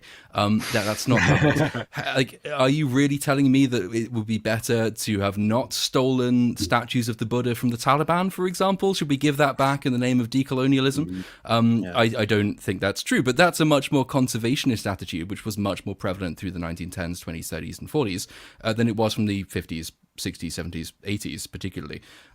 If you play Indiana Jones up as an actual cultural commentary about the problems with massive social revolution, and you portray him as this grumpy old guy who actually clings to old values that matter, then you can make him fit in the 1960s world with something to offer the 2020s world. I don't think the writers have enough about them to do that, and I don't think they think in those terms either, which is what will put him in that very awkward sort of fish out of water territory. I think I agree with you, if I can remember what you said. But half an hour ago when I started the sentence. Yeah. But you know, I look. So they should have done this. Either two things they should have done. One is to recast Indiana Jones, because it's ridiculous to put Harrison Ford as Indiana Jones in there, and kept it to that time period. As Echo said, the 30s. Just keep it in there, because that's where Indiana Jones belongs. And Indiana Jones is meant to be young. It's a swashbuckling adventure. It's a boy's own adventure, you know, punches, kicks, you know, chases and all that stuff. And to actually have him in his 80s doing all that stuff doesn't make any sense, because he's 80. Right. Yeah. So they can either take that route, which they didn't decide not to, or they should have, if they were going to go Harrison Ford in his 80s, they should have brought back some people from the past, like team up with Sulla, maybe get Short Round in there, maybe have Marion as the female lead in it again, I guess, but do it properly this time, because the last film was absolute bollocks. So that's what they should have done. But no, that's not what they're going to do, and that's what they didn't do. So I don't have any hope for this movie at all. I think recasting Indiana Jones would have been a better way to go than this. Then the older audience won't show up, and that's really what they're capitalizing on, right? No, I think the older audience will show up just to see, you know, either a car crash or something better. I think they will turn up because it's called Indiana Jones, and because the press would be all over it because they've cast someone new as Indiana Jones. You will not be able to escape it, because it'll be everywhere. So that's what I'm saying. And get Spielberg in. That's what I would have done, but they didn't do that, though, did they? So. Can we get Ke Huy Quan to be the next Indiana Jones? That was after his Oscar win. Well, that was my idea. My idea was that if you could bring Indiana Jones back, basically he teams up with Short Round and maybe dump Short Round as a kid, and maybe Short Round's got like a you know, an issue with him and stuff like that. Just like when Indiana Jones met that guy with the cross, he stole the cross and he was influenced by that guy with the hat. You know, Short Round could be influenced by Indiana Jones, moving it forward, even though Short Round's in his 50s now, I think. So, you know, you could go that way too, you know, but they didn't do that. Obviously, trying to push it. The agenda's more important than actually having a good idea. And this, I think that's where they went wrong. Well, in terms of agenda, they need to update it for a modern audience. So Indiana's too much of a red state, so it needs to be Delaware Jones or Oregon Jones. Yeah. Question. Did they announce that there was going to be a continuation of this was going to reboot the franchise or something like that after this one? Or is it just an open end after this? No, they did say they were going to make an Indiana Jones TV show. And then they pulled back from that, didn't they? Yeah, because they did. That was when the announcement about Disney having to focus on Star Wars came out. So originally there was a Disney Plus show planned. That's now panned or put to the back, I think. I don't know if they'll carry on with that or not. I hope they don't. in a way that there's a Star Trek sort of Picard season 3 analogy, and that season 3 as a send off to much loved characters never to be revisited has a certain amount of appeal to it. It's also a show which quite, remarkably hasn't been too scared of trying to offend younger people by essentially casting everyone under 25 as a Borg mentality, collectivized nutbag who needs to be deprogrammed, which I quite like as a read into it. But it's an unashamedly old person's show, which paradoxically has a lot more to say to younger people than any show which is geared toward younger people does. So if this is like the final send-off for an Indiana Jones film, which is very faithful to the old style, very faithful to the old character with the old messages, themes, and ideals, it could be something really nice. I just don't think that's what we're going to get because Phoebe Waller-Bridge is involved in it, and she doesn't do that kind of thing. No, she doesn't. The charm of the original was that he's an archaeologist who wants to go. That's his thing. He wants to go find these beautiful old relics. But there's forces turning around him in the world with the rise of the Nazis, and somehow he gets involved in these amusing and fun and exciting ways in these other forces around him when he just wants to focus on the archaeology. So they've got the same contours with this new one where, there's all these forces turning in the 60s and the social movements and stuff. But that magic and charm of his excitement about wanting to go find old archaeological artifacts and stuff like that, that's the thing that's missing, because he's the one who's the curmudgeon who has to be compelled by this younger character to get his interest back. That's not what I want to see Indiana Jones do. I want to see his fundamental excitement. What's going to be the explanation of Marion? What, he got divorced? He's been a bad dad? What's going to be the explanation? Because she's not in the trailer, and she's not in the film. She's living her best life. Wife? Yeah, but yeah. So, I didn't see the fourth one.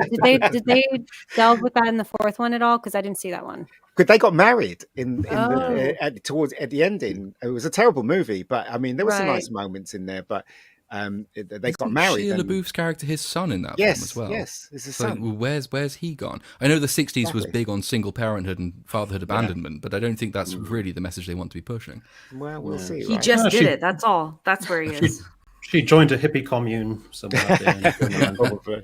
You know what? A lot of people, this may be controversial. A lot of people hated that film, but I loved Temple of Doom. I thought Temple of Doom was it was good fun. One of the best Indiana Jones movies, because it was just so much action. Had some stupid moments in it, but so much action in that film. When I was a kid, I saw that 20 times in the cinema. Yeah, me too. Yeah, it used to cost 50p to go at the cinema in those days. So I saw it 20 times. It was, I think it's a great movie. A lot of people like to wail on it though. Oh, it's rubbish. It's not as good as the others. I think it's just as good as the others, personally. It's the return of the Jedi and the same tonal shifts and excitement of that franchise.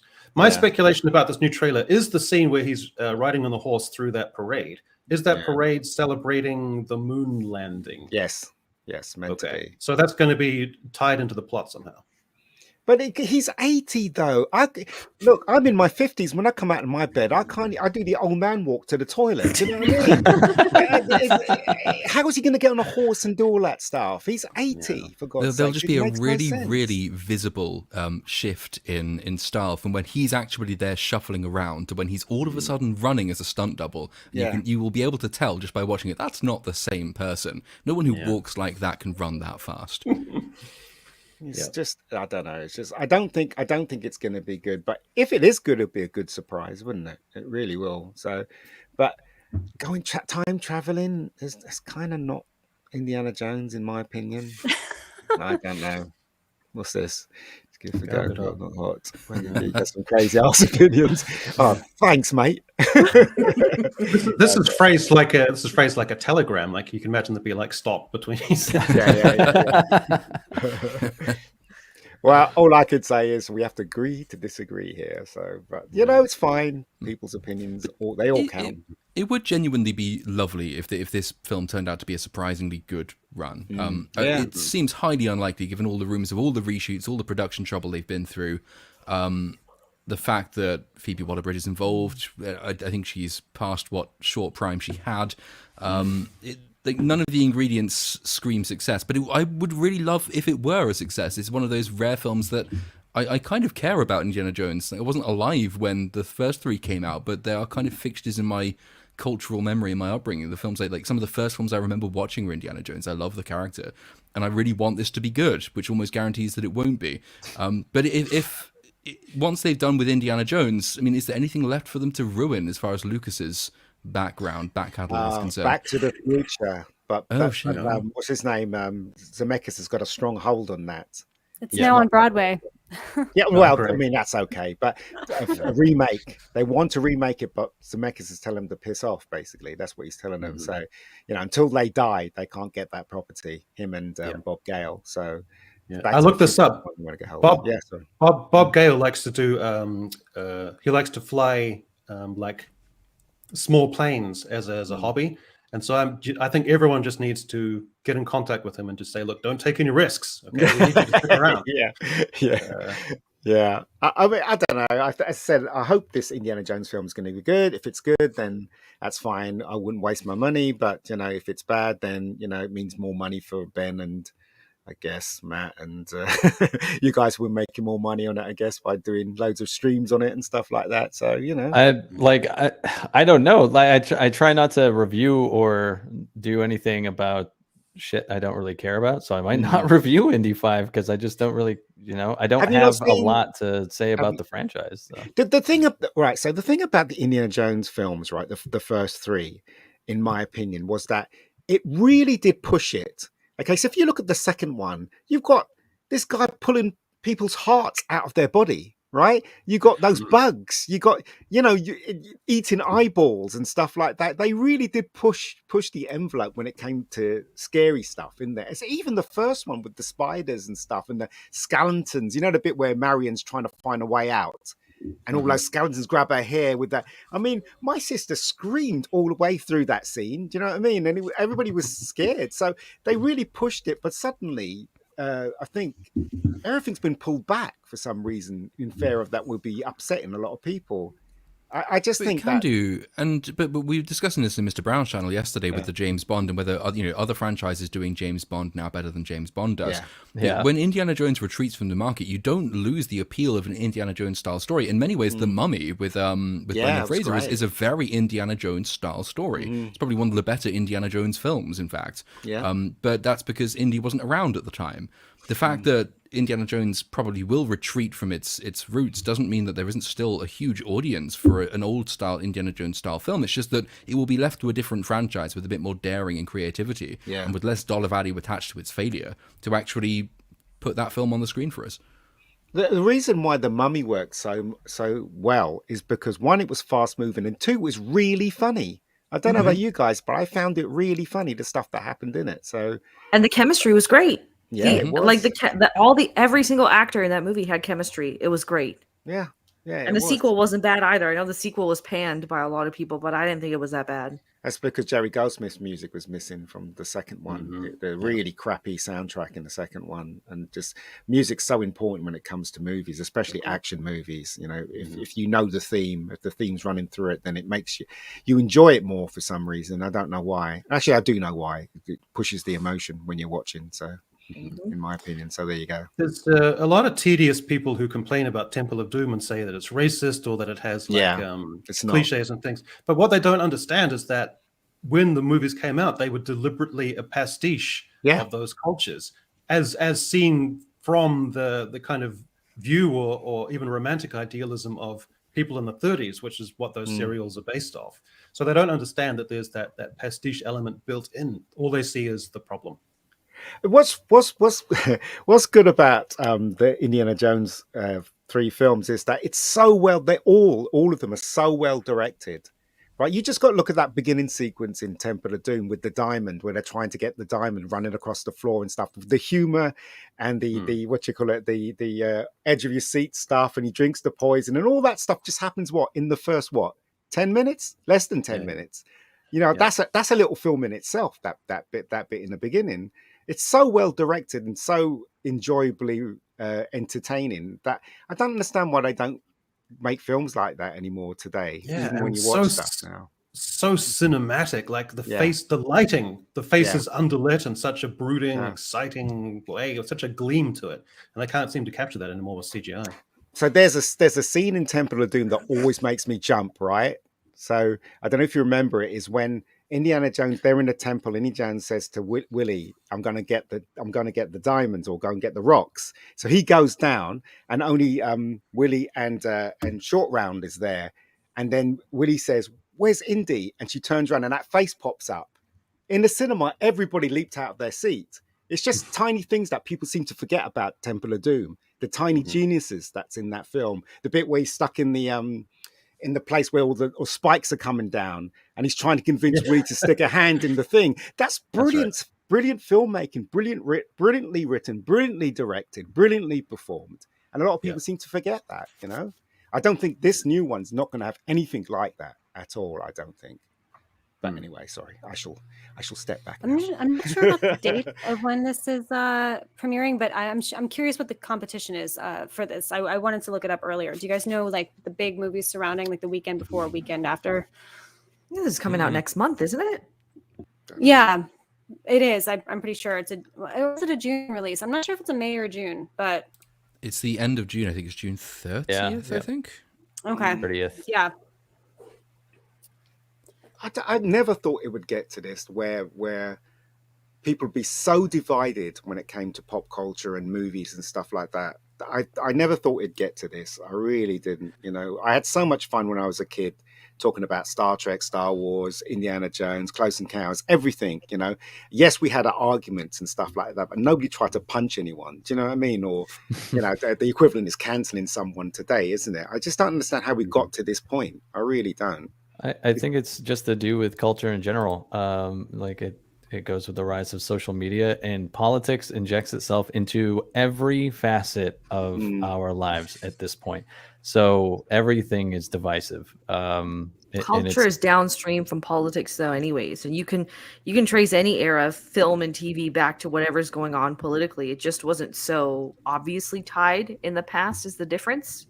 Yeah, because I think you legitimately had better writers and better filmmakers back then. So now they like nothing can be subtle. There is no, there's no undertone to anything. It's all very fucking blunt and right in your face.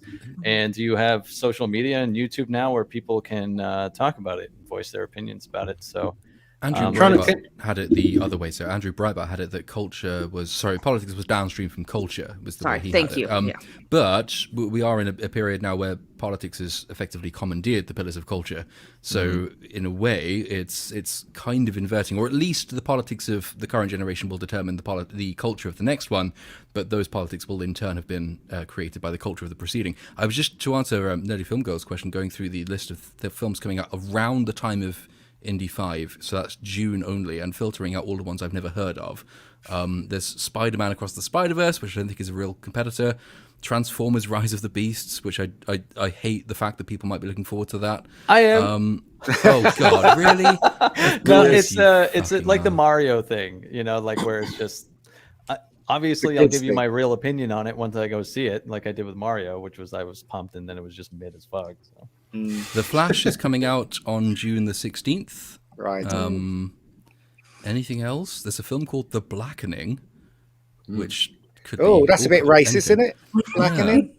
No, it's actually really hilarious, the premise. It's like, every trope of every horror movie, like the black people die first, as far as those tropes go. And this is a bunch of black people that are in a cabin in the woods. And there's this racist game called The Blackening, and they have to play it. And it looks like a play on the Evil Dead a little bit as well, right?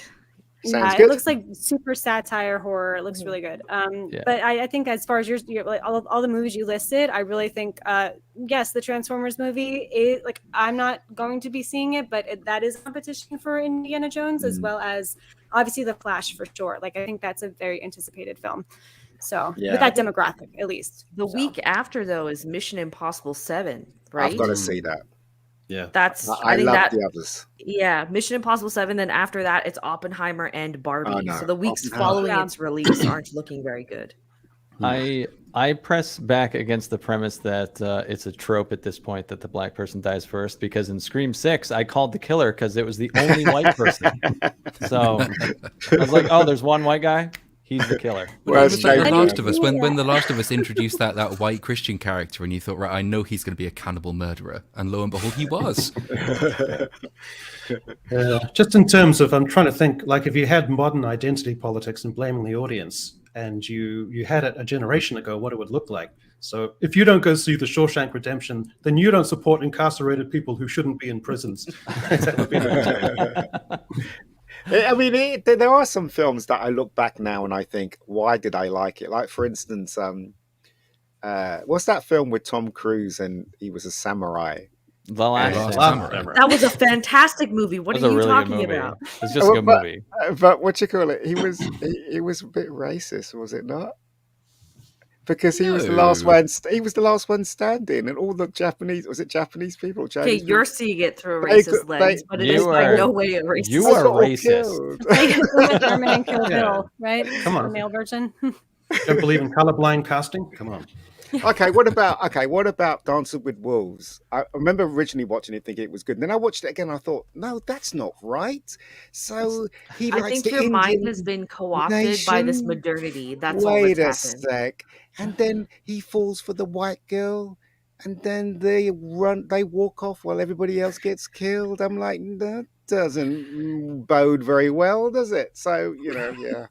Did you ever see the movie Get Into the Greek with Russell Brand?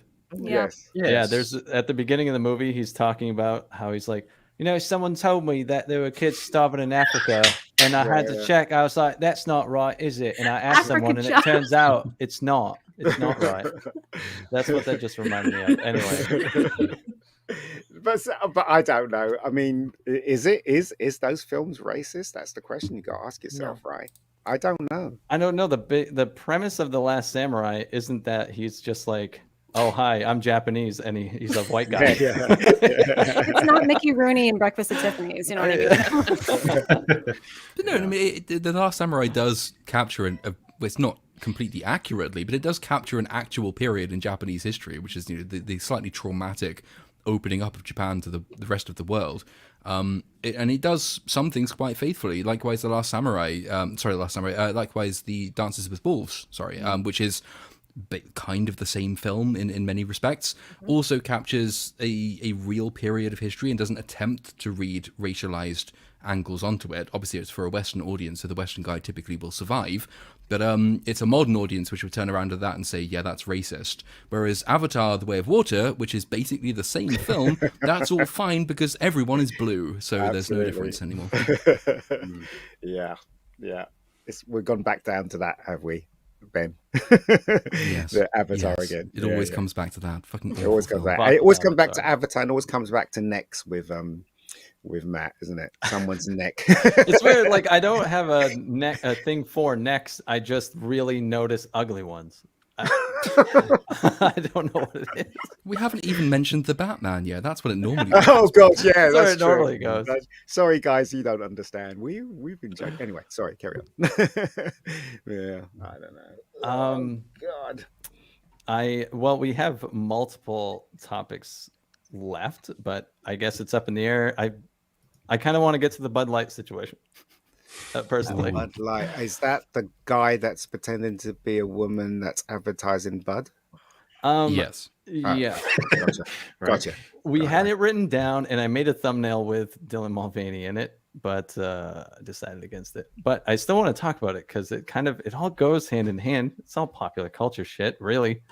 I don't know, Platoon, you're smarter than me. You do. You take off. Oh shit. Oh, okay. You do. Fair enough. Drop that hot where potato in your do lap. you? Yeah, you take the trans rights thing. Okay, I'll get the bomb threats. Thank you very much. I don't know. Well, where do you even want to begin with this one?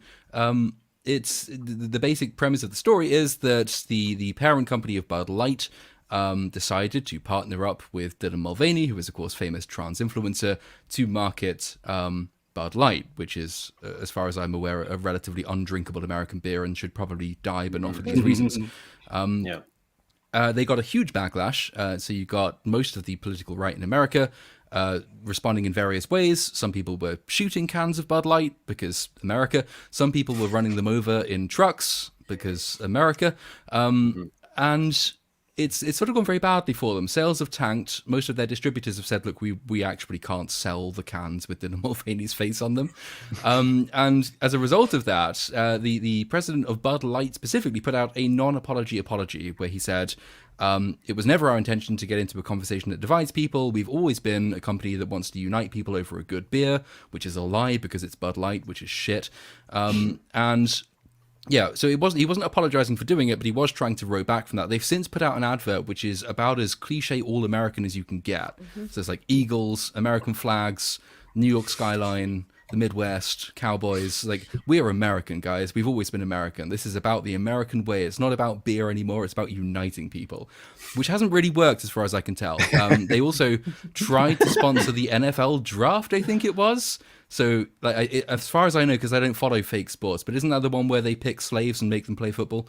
It's the one that's like far more difficult than any sport that you guys have. Yeah, I'm pretty sure it's the one where they take young black kids and force them to play with no money. So you just say that because you have no black people in your country. Typical America. Oh my Mega goodness. Geek's the only one.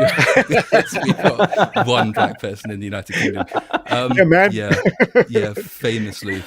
Yeah, I forgot to notice last time I was in London how few black people I saw there. And so they've gone all American in response to that. But the president of, is it Anheuser-Busch? Yeah. Which is the parent company. The person who made the decision recently took over. Her name is Alyssa something or other. And I thought one of the more interesting parts of that, and it kind of ties back into earlier conversations, is that you have a female president of a company who's recently taken over, and she wants explicitly, as she said in her press release, to appeal to a younger audience because the brand is dying and young people aren't drinking it. So what does the young female head of a company who wants to appeal to young people do? Well, she backpacks off the trans issue, which is kind of emblematic of a lot of stuff that's going wrong with a great many studios at the moment, I think, in terms of pop culture. Yeah, this is where it comes full circle, right? Because it really does go in line with what we typically talk about with this stuff, which is putting your finger in the air and seeing which way the wind's blowing and being like, oh, culture's shifting that way. So let's just try and move all marketing towards younger people because we think this is what they're going to like. And it's just kind of forcing this shit into the brand. It happens with Disney. It's just, like you said, it's emblematic of what's currently going on everywhere. Go on then, Vex.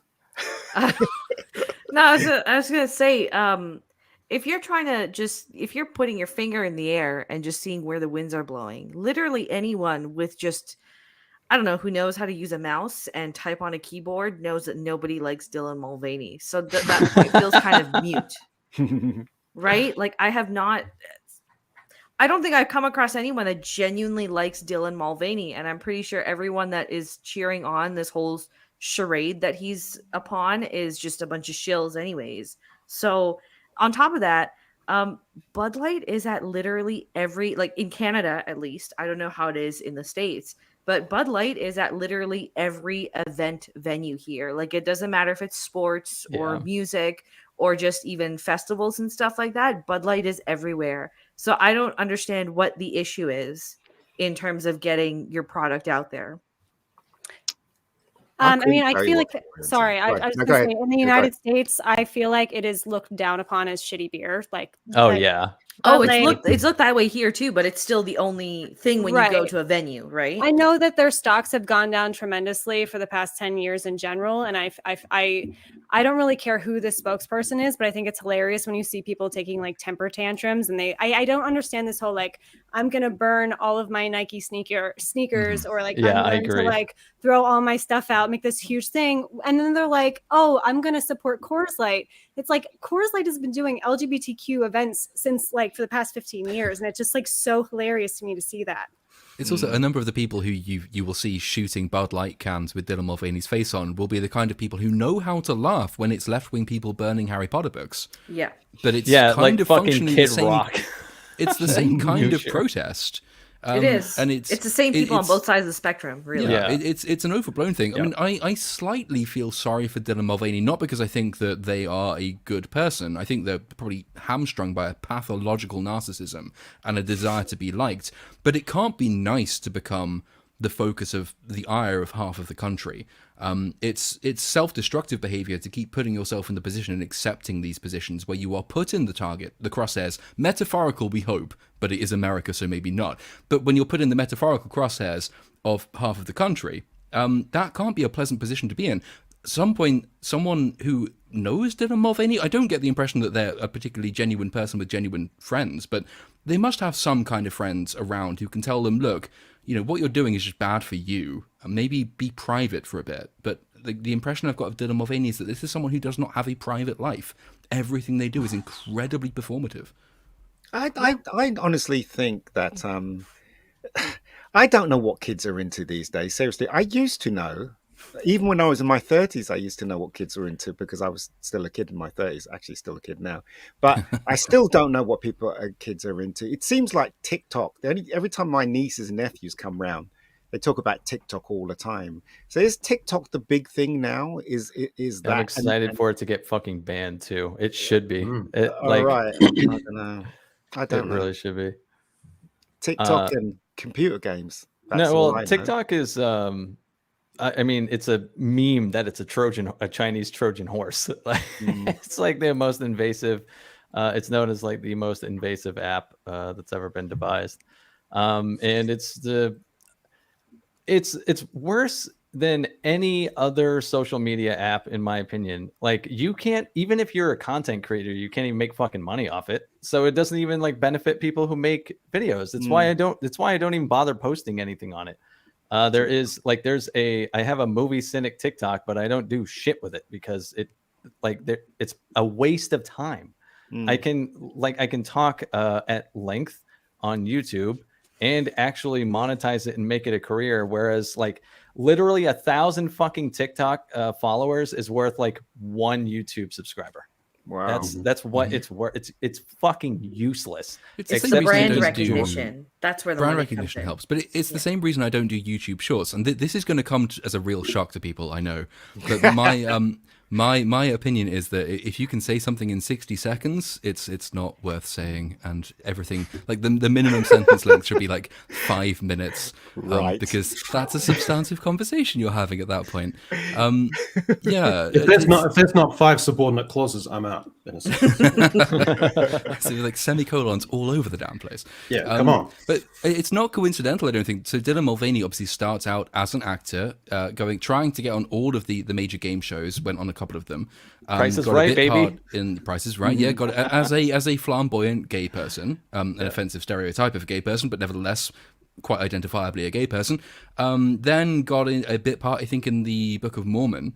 And that was in 2019, I believe. And then it's 2020 when lockdown happens that they suddenly find that they have no work anymore and no one's giving a shit about them. So what do? Well, they go to TikTok and decide they will transition and they will document every single day, 365 days of becoming a girl, which in Dylan Mulvaney's mind means essentially wearing pink and pretending to be this cheap pastiche of a woman, which I think has kind of offended a few actual women, because it is quite an offensive Not a few. stereotype.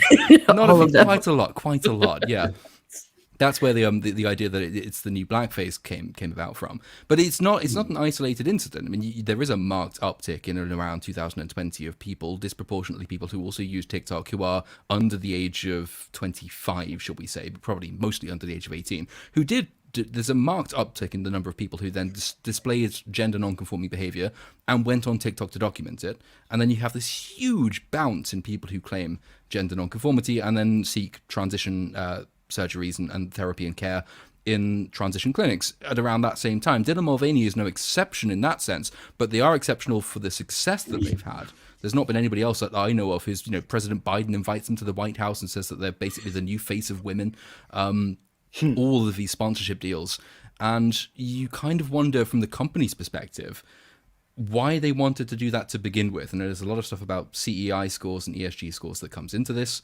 The then subordinate interesting thing will be whether or not this backlash leads to a diminishment in interest in Dylan Mulvaney from sponsors, because it's okay for a famously left-wing brand to espouse a famously left-wing cause, but once you've got a famously all-American company espousing a famously left-wing cause, that does not really perform very well for them market-wise. I don't know. Again, again, I have no idea what the youth is into these days. I really don't know. The youth. I have no idea what they're into. It's really hard to figure out what kids are into these days, and it must be extremely hard for people who make movies now. Or the only thing I do know that kids love watching, from the age of 15 to, I guess, 19, is horror films. You know, my nieces and nephews love going to see horror movies. It doesn't matter what horror movie it is; they'd rather see a horror movie in the cinema than anything else. So that's the only thing I know that they're into, and computer games, I guess. But that's about it. But computer games, love.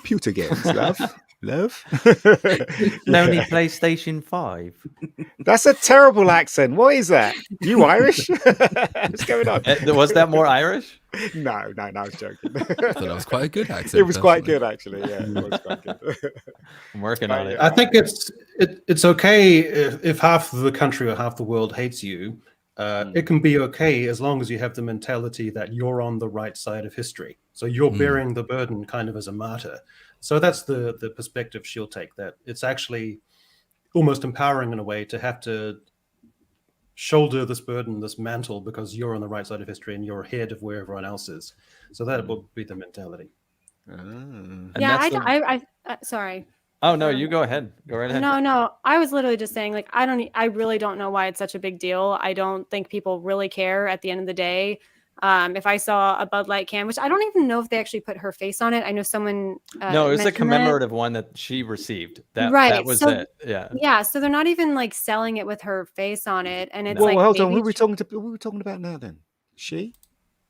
So, Dylan Mulvaney. Yeah, still. Dylan Mulvaney, still the same person. Pick and choose your pronouns. Oh, okay. Sorry. Sorry, That's somebody else. I thought you were talking about a woman now. I was like, well.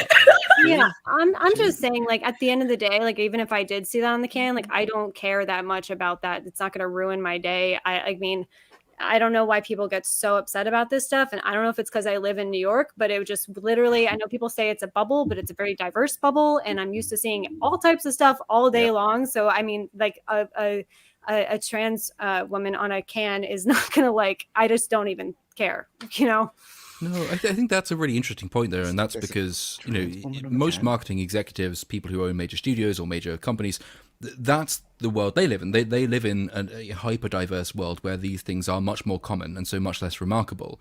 However, the majority of the country doesn't. The majority of the country does cling to basic old-fashioned ideas like biology, and don't really like being told that you are hateful if you do cling to those ideas. Like, I'm not straight. I have a number of trans friends. The guy who does all my artwork for my channel is trans, so I have no problem with trans in principle. I would disagree on premise in that I don't really think it's possible to change your sex, but then we use the word transgenderism as opposed to transsexual for a reason.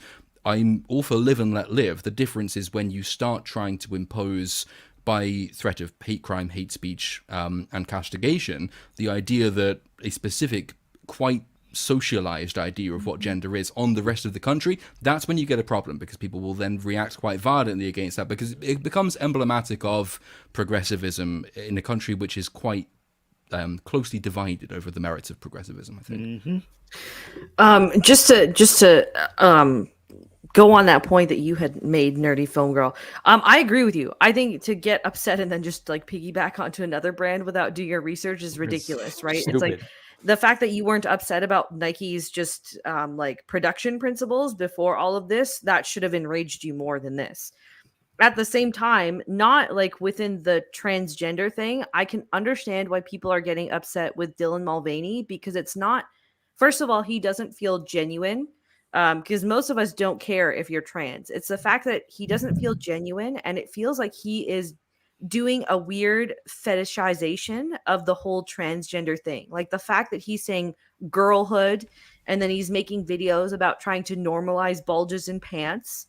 And he's making like these, he does some really weird and uncomfortable things. And I feel like that for many of us, that's where the discomfort stems with him. And that's why we don't want to see him with everything, because he is making a weird fetish as well as mockery of what it is to be an actual woman or to be a genuine trans person. It feels more like cosplay than it does genuine. Right. All the trans people I know, most of them would pass pretty easily and pretty convincingly, but that's because they don't make a huge deal about the fact that they are playing to stereotypes of the gender that they're not, or the gender they weren't born into, however you want to describe it. Dylan Mulvaney is quite clearly playing a caricature, and this is at the same time as there are very, very heated arguments about whether or not you should allow biological males into women's sports or biological males into women's only spaces, which are the sort of crowning achievements of feminism over the space of several decades, is this idea that actually women need their own spaces, their own competitions, their own class in society, which is separate from men because of feministic ideas about what men are. There's a number of different cultural touchstones that this is touching appropriately, and it's a pity for Dylan Mulvaney in a sense, because I think it would be horrible. I think it would be horrible to be the subject of all of this attention, but nevertheless that does seem to be what he, she, they really wants, so maybe I shouldn't feel too sorry for them. No, don't feel sorry. He's making a lot of money, so I don't think you need to feel that bad. Yeah, for good point. Yep. Is he? No, I agree with you. Oh, all the endorsements and sponsorships. Oh, wow. Yeah, Because he's like the face of like over a dozen brands now. Like, this is the other thing. Like, him being the face of Tampax, that's really weird. That's fetishizing the fact that women have periods. I don't know why you need a trans person being the face of that when they cannot, like, reasonably, just common sense, they cannot bleed every month. So why is that the face of your brand? Yeah, people are just crazy. The world's gone crazy. That's what I think. We're living in a clown world. I like how spite is making people their minds go to crazy places when it comes to products. And my favorite is when The Little Mermaid was announced, I was going to be a black actress. And one person on Twitter said, "Oh, you damn racist! I wasn't going to watch this film, but now I'm going to watch the shit out of it just to spite you." how do we get to there? That's what people did with that game Hogwarts Legacy as well. Look at that! 286% over the sales expectations. It was recently announced, and people literally bought it because there was a small group of people that were just like, "Oh, if you buy this, then you're a bigot." And then 2 weeks later, nobody gave a shit about that game. Even the people that said, "Oh, I'm buying 5 copies just to say fuck you to the libs." Yeah. What? Yeah. I like the fact that Beyonce for a long time went through a lot of causes to do with black youth and empowering them, but at the same time had a gigantic campaign with Pepsi, which had a face on each can, which has about 6 tablespoons of sugar in each can, causing obesity. Yeah, I mean, but it's got to be, she's doing it for the money, isn't she? And I guess it's not good to drink Pepsi every day, but she's making money. She's doing. Unlike this fella, what's his name? Mulvaney, where his name is. He's just basically, making a mockery of the whole thing, and the people that's hiring him, they're idiots, aren't they? Let's face it. So less of that. I reckon in the world's a lot of it has to do with the rest of culture and pop culture around that decision as opposed to that decision itself. If you hadn't come off the back of hospitals redefining woman to birthing person, for example, if you hadn't come off the back of all of the men and female sports dilemma, I don't think people would have paid a huge amount of attention to all of this. But it is it's the culmination of a long-running cultural battle, and that's made everyone very, very strongly opinionated about it, when in reality it's a shit beer being marketed by a shit person, and the taste of the beer isn't going to change depending on whose face is on the can. So it would be nice if Dylan Mulvaney just went away, I think, but I have a nasty feeling they won't. It's funny, right? Because most of my friends, well, actually, I have a lot of friends that are very, very younger than me by a long way, and I can tell you what each of them are doing in life. Just purely looking at Instagram and Facebook, they every step of the way they're telling you exactly what they're doing in life. So if I wanted to assassinate them, I know where they're going to be tomorrow. Do you know what I mean? Jesus, no one far. Do you know what I mean? So I'm just saying, it's just really weird, because why would you want everyone to know what you're doing every step of the way? You could have got, if I wanted to go for a coffee with them, if I wanted to take them for a drink, if I wanted to assassinate them. I know. Yeah, well, I was joking off. Yes, it's the attention, it's gratification of some kind. That's why they go on this, because you see likes and you get like an adrenaline rush, right? That's the whole thing with social media. It's the same thing with Twitter. It's the same thing with YouTube. It's a gratification of just randoms. That's all, because you can't get it in your day-to-day life. Well, is people's life so terrible that they need it? Yes. I Seen think you so, those yeah, because likes? people don't bother trying to find a purpose anymore. Like, I recognize that this is a genuine issue, not just with, like, I guess, youth of today, but even like I'm a bit younger than some of you guys are, but I see it within my own social circle. There's no purpose, there's no drive to really do anything there, and so they end up trying to find gratification through scrolling through Instagram or joining all of these apps, which ultimately don't bring them any happiness because it's a 5-second thing at the end of the day, right? And then I see all these people just kind of like drifting through life, and they don't know, they just hop from job to job. They don't know what they want to do. There's no purpose there. Also, I've noticed as well that with again, I'll say it, the youth, they're not brave, are they? Because yesterday I had to take my niece to get a blood test. Mhm. Right, and she was getting anxiety over it day before, and I was saying, yeah, well, they just push the needle and you just feel a little scratch, and they'll draw blood from you. You'll be fine. It'll be fine. I literally had to take her to the hospital, and Yeah, she they're was pussies now. literally terrified of getting a needle. Freaking needle, for God's sakes, and she was crying and everything. And I said to her, look this way, and the nurse pushed the needle in, and she didn't even know it went in and stuff, and said, we've done it now. And she was like wiping the tears from her face. I was thinking to myself, God, kids these days. This is what happens when you coddle generations. This is exactly what happens. I also They get think it's scared of the, sorry. and not only that, but think about the last 3 years, 2-3 years, as kids have been wearing a mask. And Yeah. they've like lost all of these critical years of social development as well. There are whole kids that have basically been raised in this whole mask thing, be scared of everyone thing, right?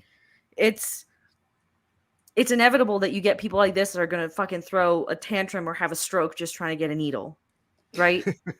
Like Yeah, I I- have. Sorry, Sorry. go ahead. No, go no, ahead. no. I didn't mean to cut you off. I totally No, thought you were I'm done my You can point. keep going. Yeah. Okay, go ahead. Go ahead. No, I was just I think it's just a fascinating thing to see a generation that they know nothing except a world with the internet. They know nothing about a world without social media, and their parents. I'm 35, so I'm not saying my generation has kids this old yet, but they have parents who maybe weren't that quick to get onto the internet or things like that, or technologically a totally different demographic. And I think hopefully I hope that the generation that I'm a part of that remembers life without the internet and without social media, and also got into it in middle school and high school, can kind of retrain or like psychologically understand how to deal with kids when they have their own children moving forward with that, because it's bananas. Like It is, Matt Walsh, the Daily Wire host, said on Twitter that he didn't give his kids access to the internet. Yeah. And one of the most upvoted responses was from someone who was always online saying, he doesn't let his kids on the internet, he's cutting them off from the outside world. Hang on. The internet and the outside world are not the same thing, my dude. What are you talking about? But that was that lit a fire on Twitter, because that's a lot of people on Twitter will think that way. The internet to them is the outside world. That's how they've come to understand the world. And it's kind of depressing, really. It's tough too. Sorry, I'm so sorry.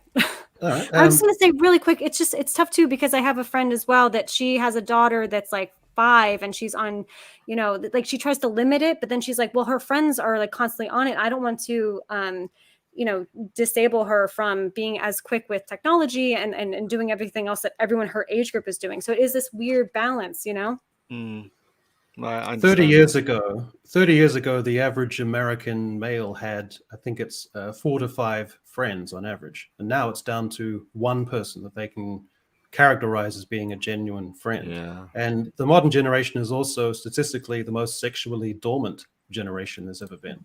So those are the side effects. But on the flip side, if I have to have a needle or an injection, I'm even worse than your niece. So Yeah, that's not new, Mega Geek. What's with these takes this week? I don't. I come from. I'm guessing now I'm a lot older than everyone here, and I came from a world where they weren't chains of cinemas. They were just single cinemas, and they were called flea pits because they were really filthy. And people Saturday nights, all the people used to go in there and scream and shout and throw popcorn at the screen and stuff like that. People used to smoke in the cinema and drink alcohol in the cinema, and a woman used to come around with a tray with ice cream, ice chocolates on there and stuff. That's the world I came from. And there was no internet. We used to climb trees, we used to throw rocks at each other, we used to fight, you know what I mean, and all that kind of stuff. And I just find it really weird that kids don't like going out these days. They don't like riding their bikes. They don't like, well, where I live anyway, they just like just sitting there looking at their phone. It's just, I find it really odd. It is very odd. No, it is. It's incredibly odd. I'm like 20 years younger than you, and I find it really odd as well. I don't understand. I don't understand it at all personally. But then again, I am old, so. Well, this is why they all have these weird ADHD things, and why they're all medicated, and why they have these emotional issues and control issues, because all they do is they sit on an app that gives them everything they want right at their fingertips. Yeah. And they're being raised by a generation of parents that were in that in between being exposed to internet all the time versus, not growing up with any internet at all. So I remember when somebody told me about email, right? This is how old I am. Somebody goes to me, so this is this computer, and he showed me the computer, and he goes, so I can write a letter to someone and send it to them this moment. I was like, do you need a stamp? He's like, no, you don't need a stamp. That's the. Do you need a stamp? I didn't know what email was. That person explained. I remember getting a printer at home, and like the first time we got a printer, we just sat there printing things because it was so cool. It was such a cool concept to just you could type anything and it would print out. You didn't have to write so. That was crazy. I remember with the fax machine, I saw one, and it has that particular rhythm of that every 5 seconds. I remember this really cool guy who was sitting back playing a bass guitar next to a fax machine, and he was doing Kind of Blue. He was going boom, boom, boom, boom, boom, ching, ching, and then it would go in sync with it. It was beautiful. Fax machines, that takes me back as well. Jeez. Yeah, it was all. I remember it was just coughed up black and white at one point, didn't it? And then suddenly it started coughing up color. And we thought that was amazing, and then there was what is it, Commodore 64. I thought that was amazing. Do you know what I mean? And then just the technology. Look at the technology of computer games. Then they were just little blots on the screen. And now we've got like 3-dimensional people running around. And we do. There's still a magic to that era, though. I mean, Tetris, which has come out quite recently on Apple TV. That's such a brilliant film. Actually, it's much better than I thought it was going to be. I recommend anyone who hasn't seen it to see it in whatever way you can. But I think one of the things it's really successful at is in recapturing the magic of that era for a generation that doesn't remember it. I grew up, I had a Game Boy when I was like 2. So they were already a thing. But the film, whilst also being a very astute social commentary, and it does the Soviet Union much better than most sort of traditionally pro or anti-communist films will do, it also does, it recaptures the magic very well. So that if I'm talking to Ken Levine, for example, about video games in the 70s when he was growing up, getting into the industry, about that sort of sense of creative freedom and experimentation, everything is so brand new, and there's so much possibility there, and there's no real constraints on you anymore. And that's kind of the secret to the magic of something like Tetris, but it's also why it's worth nostalgizing about, if that's a word, about this era of fax machines and emails, because people of like my generation don't realize what it was to grow up without that kind of thing, and how brand new and exciting all of that was before Google took over everything and then Amazon took over everything. This was the herald of a new dawn of a brand new era. Tetris brings that really very firmly to life. Recommend that film. I saw it a couple of days ago. It was excellent. Wonderful. And just very hard. You had to really focus to make sure you were still connected to what's going on and who's who and what's happening in what room. And it almost got to the point plot-wise where it just descended into just like you're playing a video game and you just start, button mashing just to keep hold. So that was the kind of feel of it. But it was great. It's also part of this little subgenre that I really love of that desperate venal desire to get on top of a new product or something that's coming out, like The Social Network or The Founder, about that McDonald's guy. I love those stories. Yeah, it was a great film. So much intensity to them. Yeah. Rivalrous kind of edge to them. Michael Keaton was fantastic in that film. Yeah. He was very good. He was. I always rate him as an actor. It's a shame that he hasn't really been appreciated for his performances. I mean, he's in Batman, obviously. He's in Jack Frost, if you want to call that a movie. But he's I don't think people realize how good an actor he really is, and I think Birdman proved it.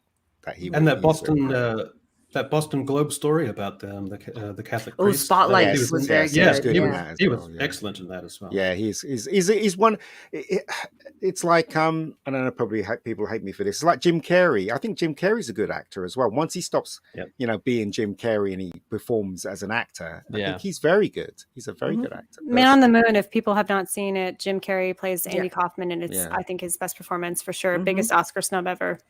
Yeah. What's funny is because of my recent obsession with rewatching WWE, I was listening to an interview with the King, who was Andy Kaufman had that rivalry with in the 80s, and it was all it was all kayfabe. It was all, I'm using fucking wrestling lingo. It was all fake and it was all scripted and on purpose, but they played it off really well. And he said that Jim Carrey just did not understand Andy Kaufman whatsoever, and that it was actually quite a shitty performance. Wow. Yeah, he's like, he just fundamentally completely misunderstood who Andy Kaufman was. Wow. And there's a whole hour-long interview. I can send it to you after the show if you want to listen to it. It's really fascinating. It's also a problem with the director then, for sure. If they're making a whole biopic about it and they didn't even get it right, then Well, because with Andy being gone and everything, they only have like accounts, and Jim Carrey was obsessed with Andy Kaufman as far as his his performances. He was incredibly inspiring to Jim Carrey. But as far as a person goes and everything, and the King said that he approached that role completely backwards and just did not understand Andy at all. And you couldn't talk to Jim about it either. Like, he was hyper diva at that period of his career, and that you just could not fucking talk to him whatsoever. He'd get so butthurt and offended. I'll send you the link to the interview. It's fascinating. I'd love that. Yeah, thank you. I don't know. I think it's hard making movies. It's hard writing scripts. I don't care what anyone says, right? You have the structure and you follow that well. But sometimes, actually 9 times out of 10, when you're writing something and you finish like the 20th draft and you're sitting there going, you know what, this is good to go. And then you send it to someone and they say, well, we don't like this, and this. And then it makes you start thinking about it again. So it's never going to be right. Do you know what I mean? You're never going to please everyone all the time. So once you got the blueprint and you start shooting it, then it becomes something else. So it's difficult. So if they didn't get that character right, what can I say? I mean, they did that. I believe they did their best. And I think Jim Carrey's performance was really good. I mean, as Andy, but Lord knows what he was like in real life. If he didn't get it right, didn't get it right. But what he produced and what I saw was entertaining as far as I was concerned. He seems like one of those people, especially comedian types. He seems like one of those people, especially entertainment types, who are quite unknowable in real life in quite an airy way. Like Peter Sellers, the same thing. Very hard to know in real life, but magnetic on the screen. So maybe it's one of those deals. Do you know what? Right, I met Peter Sellers and oh God, what's his name? Leonard Rossiter. He was in a show in England called Rising Damp. I met them because I used to work. Maybe you know this club, Ben, the Hurlingham Club in Fulham. Do you know it? I do not, I'm afraid. Right, it's a tennis club. I used to work there and drive the buggies and stuff like that when I came out of secondary school, and I met them. And do you know what? Right, I saw Leonard Rossiter walking around with the script in his hand, just reading the script on his own, just walking around, whatever. And the same thing with the guy who plays Inspector Clouseau. He was just walking around with the script. And they took their art very seriously, very, very seriously, right? And everything that you see, the comedy that they actually produce on screen, right? They do have fun, but they take that very seriously. Comics take the comedy very. There was an art to it. that they understood. Do you know what I mean? So I think it's the same thing with Jim Carrey as well. He doesn't take the humor that he does lightly. There is kind of a method to his madness, if you know what I mean. So I think he did his best as far as I was concerned. Yeah, like he put on a great performance, and Jerry Lawler, the king, when he was giving that interview, he wasn't saying it spitefully or anything. Yeah. He was just like, the guy wouldn't fucking listen to me. Like I knew Andy personally because like to be that involved in a wrestling shtick, it takes unbelievable amount of trust in each other. So Andy was Andy. I knew him through and through because we did this for so long together. And Jim just didn't want to listen to me about like any advice whatsoever. And he just, like I said, it wasn't spiteful or anything. He was just telling it. It sounded like he was telling it like it was really. Maybe it was too late. Maybe Jim had come to the conclusion how he was going to do it. That's what it seemed like. And so it's the same thing when you write a screenplay. When you get to the point where you think it's good to go, a lot of people will criticize little bits here and there, but your mind's made up. Committed. Yeah, I'm going to do this, even though sometimes it seems like they're right, but 9 times out of 10 they don't know fully what's involved and what's in your head. So I think that's the same with Jim. I think he decided to go with what he's got, basically. So I loved it. And Jim Carrey is a really good actor. Eternal Sunshine of the Spotless Mind, Yes, and man, one of his most underrated performances too is in The Cable Guy. Yes. Oh, yes. I loved that movie. It was such a good movie. Great performance. Yeah, it is. It is. I think he's a great actor. And again, you were talking about Robin Williams a couple of weeks ago, Matt. Robin Williams is a brilliant, even though he started off as a stand-up comedian, he's a brilliant actor as well. So much emotion in what he does and most of what he does. So yeah, he's great as well. Comedians make good actors. That's when I recommended Good Will Hunting. Yeah. He's great in that. Yeah. So no, I love Robin Williams for sure. I'm actually going to be on a stream this week that's like literally rank your top 5 Robin Williams movies, and it's so hard to choose. I always wanted 1 hour photo. Yes, that's the one underrated one. Yeah, it's a great one. Yeah. 1 hour photo. I've got that. I'm actually looking at it right now on my shelf. I love that film. Yeah, love it. I just think his performance was so sublime in that film. It was just unbelievably flat and terrifying as far as I was concerned. I often wonder what would have happened in Dead Poet Society if the "Oh Captain, My Captain" scene had taken place in a science lab full of wheelie chairs. I don't know. He was crapping. What's that stupid when he played the doctor? Flubber? Patch Adams? Oh no, Patch Adams. Patch Adams. I thought that film was awful. Patch Adams. Flubber too. Flubber wasn't very good either. Yeah, he's done like what is it? The Bicentennial Man, wherever it was. That was Bicentennial. You guys might find this funny. I was watching Death to Smoochie the other night, and I was watching but right before I press play, you see the synopsis on the screen, and you know how when they reference an actor, they try to say like 2 films that like the person's been in, and this referenced AI, which I had no idea he was in, which he does just like a brief like caricature cameo, like as far as just voice acting, and then Bicentennial Man, and I was like, you're promoting Robin Williams being in Death to Smoochie with these 2 films? Like it's crazy. People that write these things sometimes, if you take a chance to like actually look at them, you're like, what were they thinking? But he was in what was that film, that the Terry Gilliam film? Munchausen, what was that one called? Munchausen.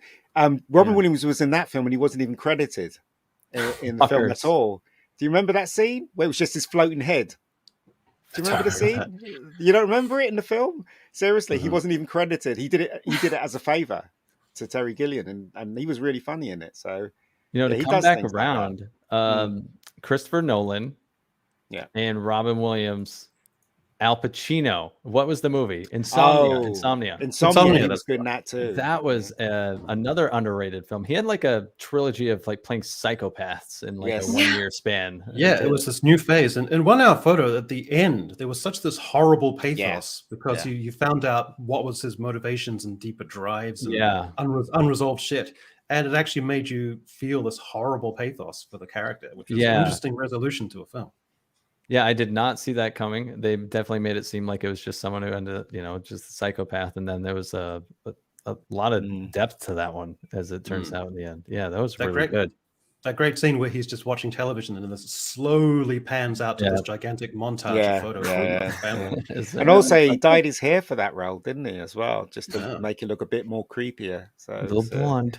Yeah, he went blonde. But he was also Mrs. Doubtfire, so you got to give it to him for that. Basically, it was all right. I thought that was okay. Platoon, do you have to keep restarting your computer because we told you to turn the fan down? Oh no, that was because my little avatar guy had a stroke and streamed. Oh, okay. Labs broke. Yeah, I seriously though, I think he's a good actor. There are a lot of comedians out there that have turned their thing to acting, and they've just smashed it when it comes to performances. Have you ever seen who's the big guy in Harry Potter with the beard? Hagrid. Hagrid. He played Coltrane. that.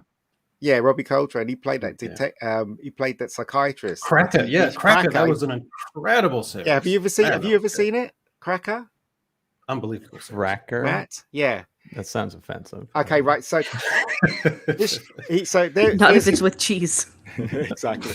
There's a show called Cracker, and he plays a psychiatrist, and he gets roped in to helping the police. So it was the very first police procedural where, because you've got loads of them now, police procedural where somebody's expert at something and they help the police. Like for instance, I don't know, the Mentalist, or what's that one where the guy writes a book or whatever it is? I can't remember that one. There's loads of them. There's loads in America, but England was the first to do it with Cracker. But the thing about Robbie Coltrane was that he didn't give a shit. So there was a scene in it where there was a hostage being held in a house, and the captain says to Robbie Coltrane, you should go and talk to the guy. And he was like, no, fuck, man, I'm not talking to a guy with a gun. You can just fuck off. Do you know what I mean? So that was the best thing about his character. But his performance was absolutely brilliant in that as well. Yeah. Oh, shit, there's a cat in your room. Do you know there's a cat in your room? Vex, there's a cat in your room? I saw a cat in Nerdy Film Girls background, too. Oh, is there? Yeah. I was gonna say, Vex, your cat is adorable. Mine always know when I'm like live streaming or I'm filming a video. They just go on my bed and they're like, "We want to make sure we're here." Mine too. Yeah, and they won't shut the fuck up either.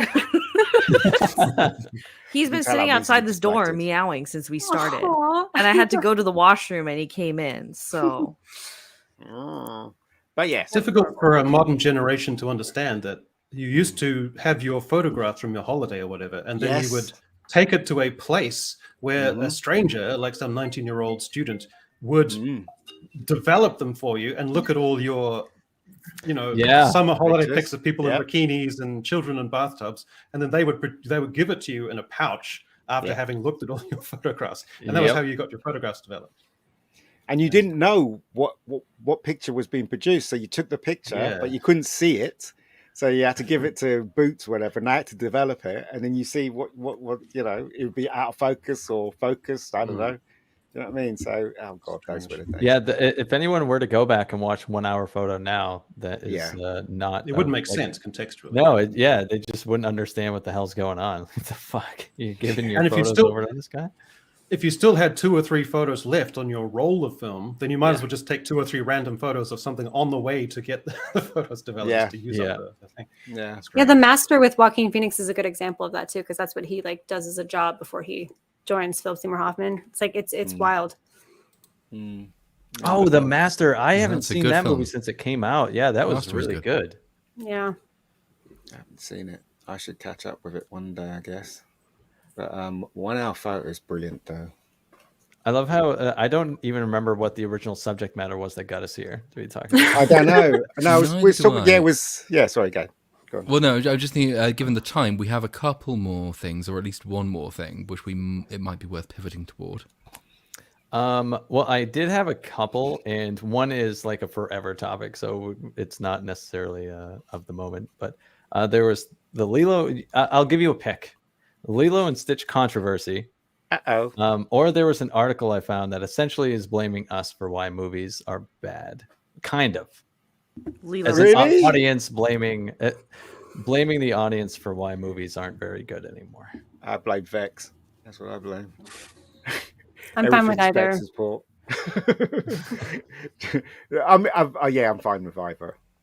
But Lilo and Stitch was a nothing film from back in the day anyway. It wasn't like some big cultural touchstone or something that stuck with people or had an indelible impression on youth or anything. It was just it gained a lot of popularity after release. I think it was like the year or two, like the year it was out in cinemas, it was just kind of like meh. Oh, cool! It takes place in Hawaii, and then afterwards, in the following years, it kind of gained a bit of a cult classic status. We'll say.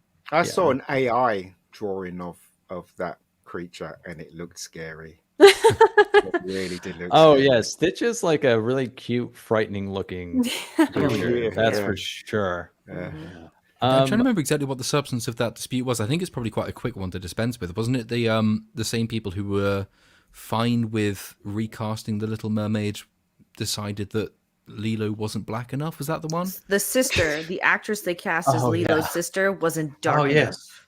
Yeah, that's the one. But she's mainly like Filipina, and she's got. I mean, I was corrected on this one, but she's the generic term. She does have some Hawaiian heritage in her, but yeah, she's not dark enough. So people were really upset about that, but also we're totally okay with a black Ariel. So. I just don't think we need this live action remake at all. And I think The Rock is really just needs to be the center of attention after he, like, the whole DC disaster with Black Adam and him wanting to be the center of the universe for them moving forward with movies. That didn't pan out. And so now he's like, well, I can sing and I can dance, and let's just remake this movie that we don't need right now. You know? Oh, that's another remake though. That's Moana. Oh yeah, that's Stitch. yeah. Oh, I'm so sorry. I'm so sorry. I actually totally thought they were the same movie. No, yeah, I actually have a comment on that, which is I thought about why they were remaking Moana, and it's because The Rock is gonna look like shit in another 5 or 6 years, and they can get him to star in it in live action now. So like, let's just capitalize on The Rock still looking good at 50. I don't understand, why isn't The Rock making more action movies? Why isn't he trying to find an action script? Because he's actually a pussy in real life. That's why. Okay. And he wants to be the lead, you know, and I don't know if people really care anymore. The Rock was the most electrifying man in sports entertainment. So he does action well. Like when he transitioned to film, he did action pretty well. So I don't know why he has stuck to only these doofy, like goofy roles, kind of, right? I think it's about time they brought back in action films. I mean, John Wick 4 is definitely the way to go. I want to see more action films. I mean, because there's a lack of them these days, in my opinion. So the original Moana was only 6 years ago, and now they're doing a remake. And I said before at the top how everything's getting rehashed from 20 years ago, and then all of a sudden we were talking about Rey Skywalker and Captain Marvel again, like it's 2019. So we're heading towards a singularity where everything is just going to happen simultaneously. Right. The original, and then next year is the remake, the live action. So I want to ask you guys a question. Where did you think originality stopped then? Did it stop in the 80s or the 90s? Early 2000s. Early 2000s. You think so? Yeah. Probably, yeah, I'd probably agree with that. I think of it like this. They're with art forms, it's now that it's a full-blown industry, multi-billion-dollar industry, and things get kind of figured out and get streamlined, and like, okay, now we know how to make money, and everything becomes formulaic.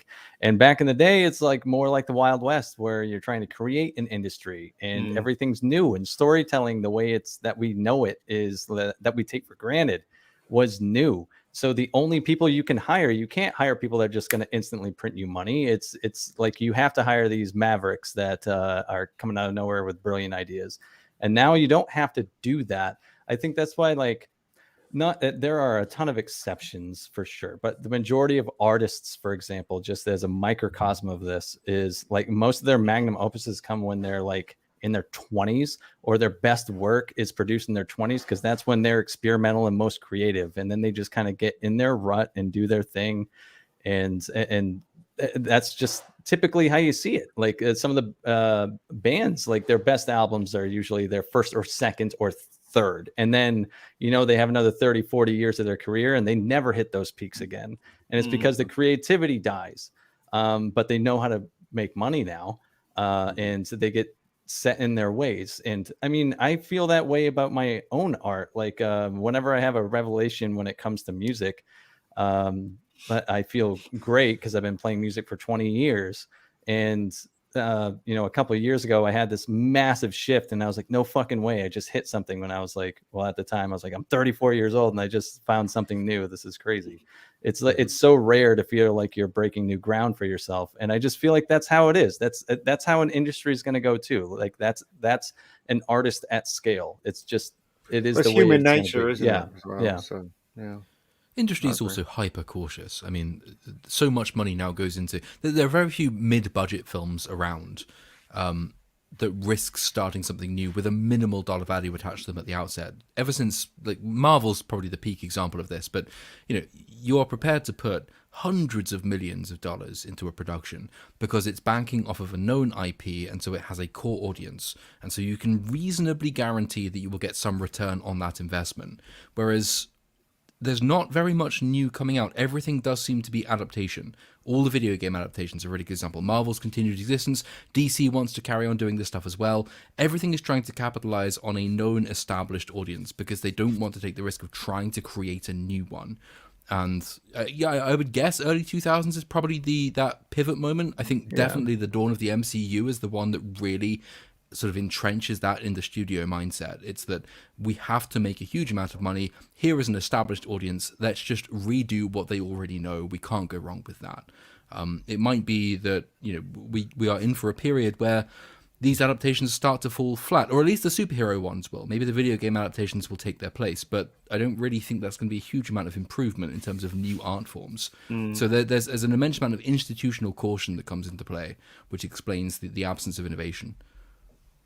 Imagine if they'd been so franchise dependent like back in the 70s as they are now. You'd have crap like Another One Flew Over the Cuckoo's Nest. yeah. Sophie's Choice. Catch 23. Catch 23. Oh my goodness. I agree with you. I think it peaked in 2000s, I reckon. So, but I mean, sometimes you get I watched Cop Car a couple of days ago, and I thought that was quite good. It's a little drama, but I thought it was quite good with Kevin Bacon. So you do have the small little films. Oh, Cop Car was really good. It was good, wasn't it? You know. Yeah, so, that was. Like the thing is too, every year, like I watch a lot of independent movies too. So do I just don't review them because no one gives a shit. I just watch because I just love movies, so I'll just watch them for fun. But there are a lot of great indie films that come out, and that's the thing, right? Like they're not through these major movie studios; they're lower budget, and they're from modern day mavericks. You know, like people that really just go for it, that are young and hyper creative, and produce some fantastic content. Like last year, one of my favorite movies was Pearl. It's an A24 film, but still it had like a $1.5-2 million budget or something, and it was one of my favorite movies that came out last year. I did like Black Phone. Yeah, Black Phone was like relatively low budget. It was like a 20 it million was a kind of sleeper deal. hit. Yeah, it was a good one. Yeah. It was a good one. It was good film. That's a good movie, yeah. There's some really good small little tiny movies out there. But as I said, I watched Cop Car a couple of days ago, and I really liked it. So. Yeah, Cop Car was really it's a good. shame. Like even where I live, we normally get like the smallest releases, but Willem Dafoe was in a film that I really wanted to see in theaters to support it called Inside, and it looked awesome. And it was even in New York just for like 2 weekends, and I did not get a chance to see it. You know, so the distribution is really difficult for a lot of these movies. Same thing with Champions. I wanted to see Champions in the cinema with Woody Harrelson, but it was because it was such a small film. It was only shown in a few cinemas, and by the time I had spare time to watch it, it was gone. It was gone off the cinema. So I'll have to catch it on streaming if I can. So you know, these films, these tiny films, they're not really given a good chance really to shine because people are not going to the cinema. I guess I don't know. Oh, it's a downer, wasn't it?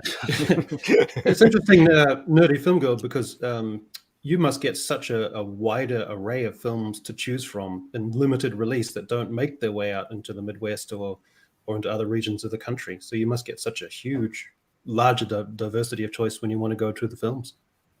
Yeah, or even movies that I mean, to be honest, I saw Top Gun Maverick in the theaters in October, so like it was still Oh in wow. theaters here. Yeah. So yeah. it's pretty it's crazy. Or like a lot of these theaters around here as well. They'll you know, you want to see Jaws or you want to see even more obscure films than that. Obviously, like you can go find and get tickets for it and to experience it.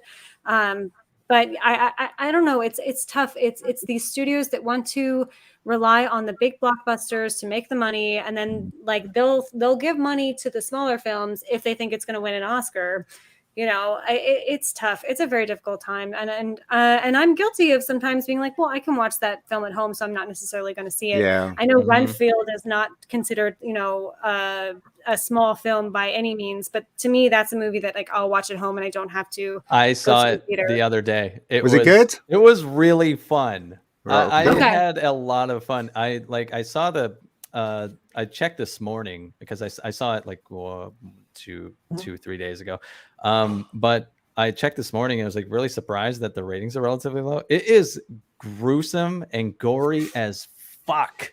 And I had a hell of a good time. It's a dark comedy. And I actually think that Brittany and I agree that Nicolas Cage was like the weakest part of the movie. You like horror films, though. Horror films is your jam, isn't it? Yeah, like if superhero films are what I talk about when it comes to the big stuff, horror films are my shit. I love. Well, those. shit. Then I used the wrong word. Yeah. I'm American, man. You got. But you know, New York was responsible for blaxploitation. If it wasn't for New York cinemas, blaxploitation would never have. In fact, if it wasn't for the kung fu movies that they brought into New York for late night showings, blaxploitation would never have grown. From that point on. So New York is responsible for a lot of the low budget movies and stuff like that when cinemas didn't have anything to show after midnight. And so the distributors took advantage of that. They would get all these kung fu movies and they redub them and stick them in the New York cinemas. And then the black people would go and see it in droves. And then one day somebody said, we should make a black version of that. And that's how blaxploitation started. I'm no lie. That's how it started because of New York. So there you go. Comedy horror seems to be just fun at the moment. Like you got Cocaine Bear and Megan, and The menu was great. The menu was Yeah. great. I haven't So seen whole the bunch menu. of them. It's good. The menu was great. That's really liked amazing. it. Yeah, haven't you didn't seen like it. the menu? I haven't No, seen it. it lost the plot in the second half. First half was What? great. Second half, What the fuck? All right, moving on. Anyway, and Vex never showed up on this channel again. we started off with Lilo and Stitch, and then we got that whole controversy about race. And I just wanted to make the one point that Sophie Turner, who's a black actress, can play Anne Boleyn, who's a historical white figure, and there's no problems there. But this actress isn't black enough to represent the Hawaiian girl. Do I have that correct? Mm-hmm. I think, that's the basic thrust of the argument is hypocrisy. So you are happy repurposing Nordic myths, but you are not happy with. I mean, you can go even way back before the controversies around modern race swapping. We've been told for many years, if not decades, that it was very wrong and bad when Western cinema recast Arabic tales, for example, and had white heroes in them, or African tales and had white heroes in them as well. That was cultural appropriation. That was wrong. The hypocrisy charge comes when you essentially culturally appropriate The Little Mermaid. Nobody kicks up a fuss about that because it goes to the pyramid, sort of the hierarchy of grievance, I think, at that point. I'm all for cultural appropriation from both sides. I don't really have a problem with that. But I would like people to be consistent about what they consider cultural appropriation to be. When I was young, right, I always dreamt about getting working at the BBC, and I couldn't get into the BBC because of, I hate to say it, racism. And now I find that I'm not black enough to work for the BBC. So make of that as you will. Make of that as you will. So there you go. It's fun. People predicted this would happen, though. It's that, okay, you race swap everyone, but there will be a point where it's just like, oh, they're not black enough. They're not brown enough. They're not that enough, right? And here we are. Yeah, here we are. I was informed that it's called colorism. Colorism, not racism.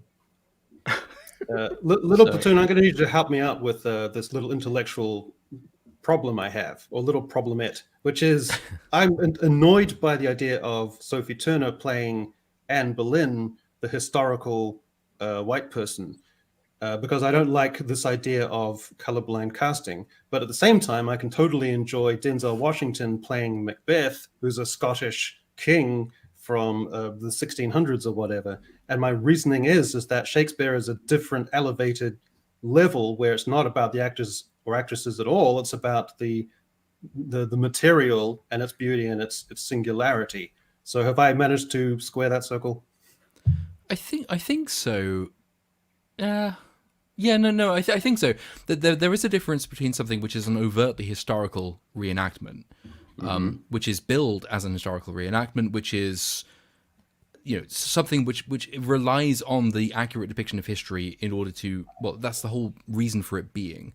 Shakespeare being more dramatic than historical, I suppose, is slightly different. I think you probably have squared the circle there. I mean, it's different.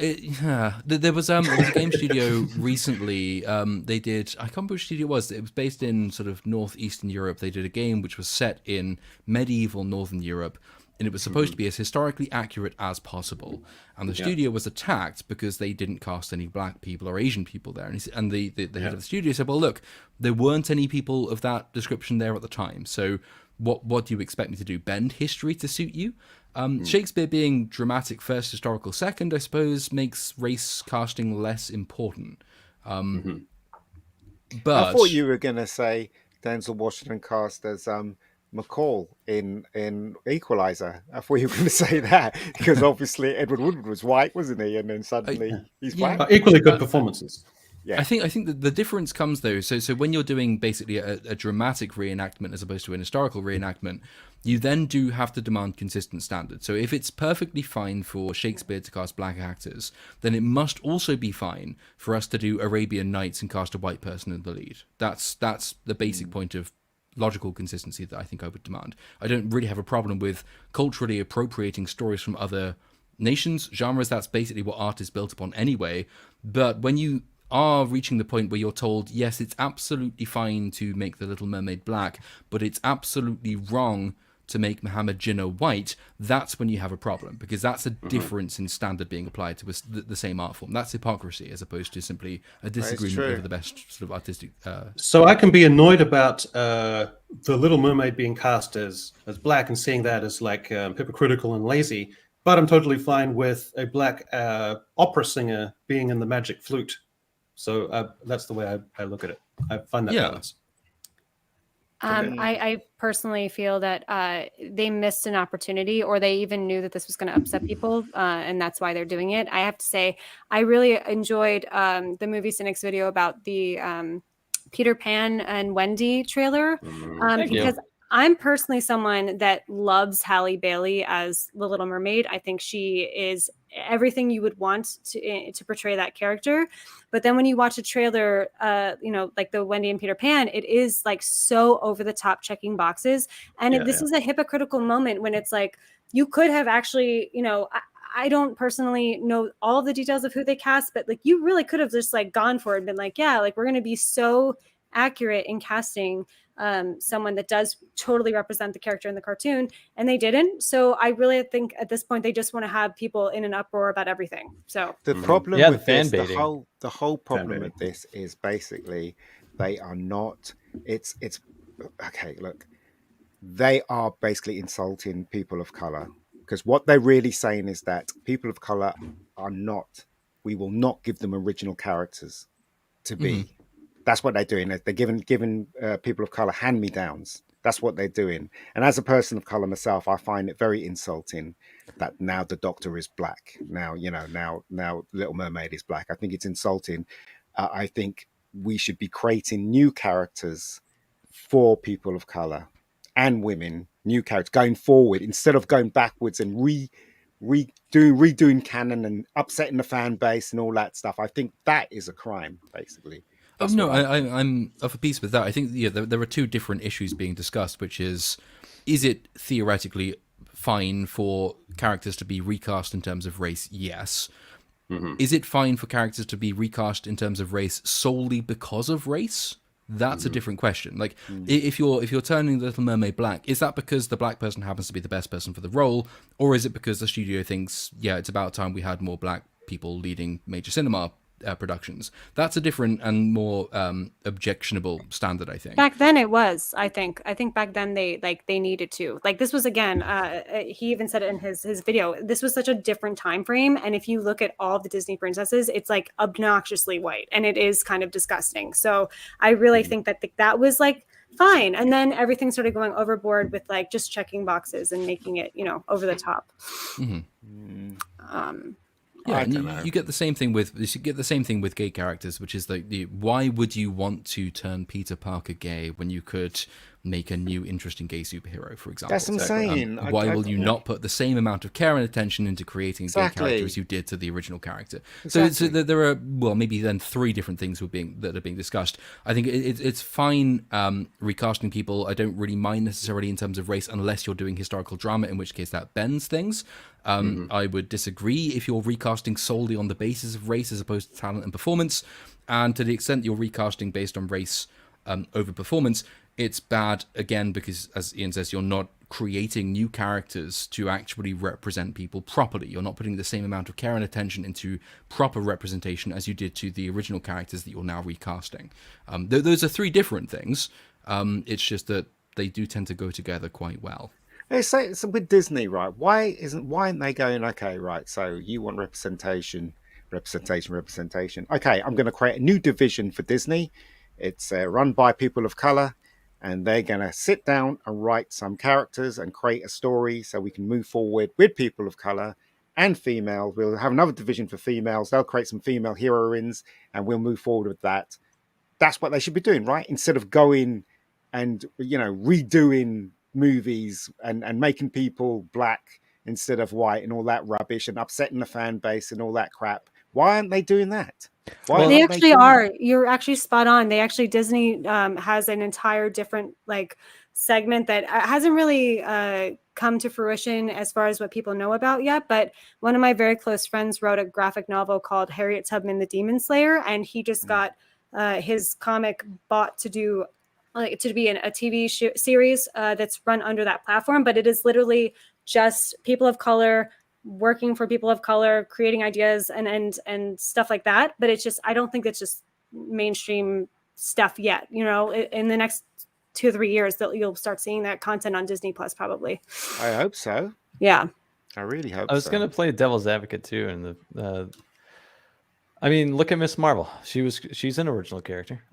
She is, she was created in the post 2010, I think, or right around the area anyway. And as far as I know, and as far as the little I've read, the comic books underperformed as far as sales go, but the comics aren't bad by any stretch of the imagination. And I hear the exact same thing about the show. I have been twisting and turning about do I have to watch this fucking show for my next video? Do I? Because I just don't want to watch it. But I hear it's actually fine at worst. And so, but that goes into another topic. It's just okay, well, if they did create an original character and it is apparently totally fine, and no one gives a fuck. So what do we do now? Is it, whose fault is it? And this is, just again, devil's advocate, because it's fucking no one's fault if nothing appeals to anybody. Whose fault is it that no one's watching or reading this shit? Look, it depends. That's what it is, right?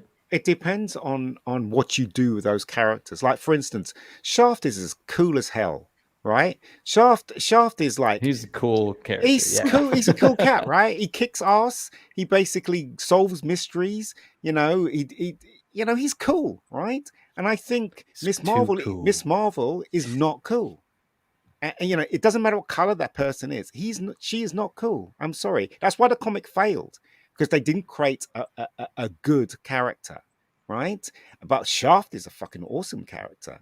He is pretty fucking awesome. And this is what we need. We need writers that can create awesome characters that can go well beyond the beyond people of color. It can reach everybody, Do you know what I mean? And that's what we need, instead of, because like Luther, right? BBC is so stupid. They were going, oh, Luther's a bit racist because he's not eating Jamaican food. It's like, what are you talking about? Do you know what I mean? I don't know if you guys know Luther with Idris Elba. That's Idris Elba's character, right? They made no reference to his color in the whole of the series, in the whole of the four series they had. He was just a character. He was kicking ass and chewing bubble gum and blah, blah, blah, whatever, solving mysteries, right? That's what they need to do. That's what they need to do. I'm sorry, but Miss Marvel is a crappy character that nobody wanted and nobody bought the comics. What can I say? That's where they're making the mistake. You need proper writers in. New ideas. That's what we need. If you could take out Brie Larson and put in a different actress as Captain, if you could put a different actress in as Captain Marvel, who would you choose? I would lean towards Emily Blunt. Oh God, Emily Blunt would be amazing. But she absolutely would not play that character. I know she wouldn't, because she said that whenever she's handed a script that starts with strong female, she fucking throws it right in the trash. Just no sir, no thank you. Because she doesn't want a pandered to audience. She doesn't want a character that is based solely on her her ability to have masculine features and masculine. I mean, she's kind of like that way in the what's the movie where you can't see or they can't hear, the one she did with her husband John Krasinski, the horror film. Well, they can't make any noise. A Quiet Place. Quiet Place, and also the one with Tom Cruise she did, which I always forget Tom Cruise is in that movie. Edge of Tomorrow. Yes, that's good. Edge of Tomorrow, yeah. I like that. Well, who would the panel cast then? Who would the panel cast if you could choose your actress for Captain Marvel? I like Emily Blunt as a choice. Yeah, I like Emily Blunt too, and she played those characters. But I would assume then that means those scripts didn't literally fucking describe her character that way, because those were good movies. Right. Both were really good movies. I loved her character in both movies. Those features and those attributes can exist. It's the way they're applied and the way they're executed in which they will garner criticism or praise. That's how it functions. And like, that's what she was getting at with that statement of just like, if this is the way you're describing a character, I can already tell where this is going, and it can, fuck off, essentially. And I love that attitude. Someone just suggested Lizzo, and trying to imagine the string work involved, trying to get her up on those things. God. And the I know what's saying. No, I mean, she's sexy as hell, that woman. Mega Geek they would probably they'd need a proper crane for Lizzo, I think. That you could tell if Lizzo were playing Captain Marvel, there'd be a whole construction site around the entire film studio. It should be like 4 cranes per string. Do you know what though? Look, if I was in charge of Marvel, which I'm not, I would cast. You're talking about Captain Marvel. I'd try and cast an unknown, so that person will be known as Captain Marvel, like they did with Chris Reeve, right? Tom Holland. Cast Chris Reeve or Tom Holland. Yeah, everybody knows him as Peter Parker. That's what I would do. Why would you go for someone who's won an Oscar or someone? Get someone that's really talented, quite pretty, great bod and all that stuff, in a skin tight costume, and you're laughing. Get the males, get the females in. Have a decent script. Make sure that she suffers and falls and then gets up and then triumphs at the ending, because that's all the hero's journey. Just make sure all that stuff's in there, and Bob's your uncle. We'll have something good. But Bob's your uncle. I haven't heard that one in a second. I know. It's good English expression. A good one. I have a legitimate question I want to pose to you guys, which is, in the next 5 years, will there be a moment where it's a Marvel film and people are flying through the multiverse, through different times and universes and galaxies? Will there be like a 5-second shot where some Marvel superheroes and they see some Star Destroyers and then they flick off to another? Will that happen? I think it's going to happen in the next 5 years. I don't know. Apparently, DC and Marvel, there have been discussions about a crossover. That's how creatively bankrupt they've gotten. Like, maybe Batman and Spider-Man can chill. Do you remember when they brought the Superman versus Spider-Man comic out? I went nuts over that magazine when it came out. I was like, I've got to get that comic, man. And it works in comic book form. Yeah, it does. Yeah. In film, I don't know. James Gunn is so unhinged right now. Who knows what's going to happen? God. But who? I mean, like for instance, in Marvel, Spider-Man is the Mickey Mouse of Marvel, isn't he? And Superman is I guess, or is it Batman of DC? Nah, I don't it's know. probably Batman. Probably Batman. To get Spider-Man and Batman to team up, that would be amazing, right? That would be work. awesome. That would That work. would be cool. Yeah. That would work. But Big time. hey, this is not as a movie though. That would probably be dog shit. Oh no, you never. Well, I'd never say never. That's all I can say. If it's gonna happen, James I want it Gunn to be when has I'm the like hair. 70.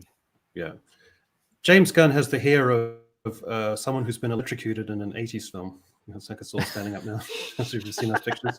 He looks like Marv from Home Alone when he grabbed a whole. Yeah, the electric outlet. I don't know. I think maybe we talked about this before. John Wick and Ethan Hunt. That would be awesome. That team would them be two pretty up. cool. Yeah. The amount of action in that film would be off the scale. Yeah, that would be intense. It'd be awesome. So Yeah. I don't know. That would be a new kill count in a film. That'd be maybe into the 200s by then, I think. Yeah, a new People dying in that film. a whole new record. But Ethan Hunt, right? He's You'd have to have a he's not split screen. Yeah, I guess he's not as skilled as Wick. Wick is very skilled, more so than Ethan Hunt, because Ethan Hunt couldn't even take that Chinese guy on in the toilet. He almost got his ass beaten in there, didn't he? But I mean, Wick took on 20 people and survived. You know what I mean? And he was only up against one Chinese guy, so I reckon Wick will wipe the floor with him. But then again, Wick's got principles, isn't he? So you know, he wouldn't just go and kill him, basically. As long as you don't fuck with his dog, bro. Yeah, if you screw with his dog, that's it. End of story, isn't it? So yeah, I don't know. Anything else on these subject? I normally we want to try and wrap it up around 3.5 hours, and we still have super chats to get to. So Okay. Any final words on any of the subjects we've gone over today? No. Scrap the race bullshit, please. What? I've just been listening to this whole. I just want them to scrap all this race BS. I really don't care what color or what genitals a character has, as long as they're a good character. Oh, I thought you were telling us what to talk about. Now, oh like, no, you're no. not I'm just saying in show. general. Like I personally, like I loved all the Disney princesses growing up. I didn't feel particularly alienated just because of their skin color. I related to them because of what kind of character they were. So I really don't give a shit what color they are. And quite honestly, I'm really sick of this race baiting shit. I would rather just see a character, I would rather see a live action adaptation that represents what I grew up with as a kid, because that's all I really want to see on screen. I agree. Any other final words? That's a pretty good one. Based no, I didn't want to jump in. I was trying to bite my tongue a little bit. Damn. No, I'll throw that out there. As a mild response to what you said, I told the story in my Black Panther review, and I still hold to it because it's a really great memory. It's just something I loved. When the original Black Panther movie came out in 2019, it was fucking massive, right? Mm-hmm. And I lived in Portland, Maine, and that's like a super hyper liberal, really progressive area, and definitely the one spot in Maine that's diverse. And it was when I was working with kids with autism at the time, and like I'd bring them out to the park and stuff. And there was like a class, and it was mostly Black kids. And like there was this slide at the park that was built into the ground, and like I swear to God, half of them were wearing like Black Panther shirts. Mm-hmm. And when they'd run up to the slide, they'd cross their arms and yell "Wakanda forever" and go down the slide. And I thought that was the coolest fucking thing ever. Cute. Like I really did. That's hilarious. Was just, like, it was really funny, and it was like super cute. And so nice. And I was like, there are exceptions to rules sometimes. And I was just like, you know what? That's really cool that they feel like they have a hero, like that they can call their own. But Black Panther is cool, though. That's the thing. He was cool I know. In the comics, you know, right? And so it's that just goes back to it's really hard to fucking write, and it's really fucking hard to create, and it's really hard to make new characters. But when you do, and you get that certain character, it can be elevated by certain things like that, and I think that is great, and I think that is wonderful. You know, but.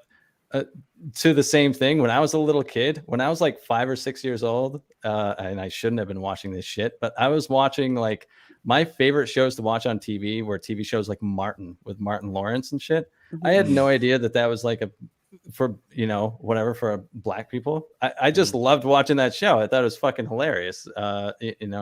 So it's just, I think most of the time you don't need to, and then sometimes something comes along and it, I can see where people are coming from with it. But, yeah, one of my close friends, she's black, and she had a daughter that was maybe 2-3 years old, and for Halloween she wanted to get her a Tiana costume because she was so excited and all that stuff. And then they didn't have, I guess Disney decided to not sell like the infant version, which they do for every other Disney princess, and they didn't for Tiana. And she was like, we finally have one, and you're not going to even give us the opportunity to, like, it's wild. Like, again, I think the company is very hypocritical with a lot of things. Highest rated sitcom in the 80s, The Cosby Show.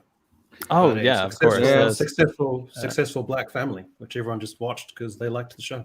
Well, Desmond's was... Family Matters, anybody? Have you guys heard of Desmond's over here? It was huge over here on Channel 4. And that was about a black barber and his family and all the stuff that happened. And it was very funny. It's a very funny show. In fact, it was so... Bill Cosby was so enamored with that show, he invited the main star of that show on the Cosby Show, and he was on it in one episode. So there you go. Americans seem to love what British people do. It's really weird. It's the accents, man. We're just like, yeah, it's all I about had the one of those. You might like Little Platoon, you mean? His accent. I watched the movie last night called, oh fuck, I already forgot it. It was a dark comedy, and it starred Jason Bateman. What's the name of the movie? Game Night. Oh right, I've seen that. Yeah, and one of the characters was goofy as fuck, and he was on. He brought a chick with him to game night, and she was British, and he's like, "Yeah, she's British, so she's smart as fuck." Unfortunately, that's not true, especially with me. That's for sure. Yeah. Right, well, so super chats. Let's get to him because we got a ton, and I think Platoon's gonna die. So, but he's behind an avatar, so as long as it's still blinking, I know he's okay. He's still alive. First, with Master of Puppets. Just want to have one last thing, which is growing up in New Zealand, I used to love a certain type of British comedy and British expression. One being when Oscar Wilde, and there's a character who says, would you be offended if I said that you were in every way the visual personification of absolute perfection? I just love the rhythm of it. And there was one thing in a sketch with Fry and Laurie where Hugh Laurie he wants to get an engagement ring, and he says, "Good morning." And then Stephen Fry behind the counter says, "Sir, it is a good morning. And if two broad-shouldered, fine young individuals such as ourselves can come independently to the conclusion that the morning they're experiencing is of a goodness, then of a goodness it most assuredly is." And so, I loved that kind of stuff about British eccentricity in comedy and expression. That's fun, and then you realise that they're rewording Jeeves and Wooster because it's they not fit for modern audiences. So, and they say all we're doing is making minor changes to the language. We're not changing the story. And then you think, well, you've missed the point. The whole joy of Jeeves and Wooster is the language. What are you talking about? Yeah. It was good. I liked it though. I liked the show. It was okay. This is a New Zealand 11, right? It's been 5 weeks of doing this. We know that this is New Zealand. That's like. Right? That's like £3. Really? And what is that? And that's like $3 American, right? Because we're pretty much even $5-ish dollars, I think. Oh yeah, your pound keeps going down. I don't understand how Miss Marvel knows who Captain Marvel is. She has been to Earth like 3 times and only talked to other Avengers. It's not like she held a press conference like Iron Man. I think all of the superheroes, because of the Endgame battle, I think in story it's supposed to be that everyone's famous and everyone knows. I thought that when I was watching Black Panther 2, because I was like, how the fuck does everyone know who Shuri is? Like, who cares who Shuri is? Oh, yeah, she was in the final battle. So I guess, like, everyone's hyper famous now that was in that battle. That's how I took that. Well, Carol Denver... I was going to say, sorry, the MCU hasn't established that, so you're doing work on the writer's behalf. It's headcanon. It's headcanon. Yeah.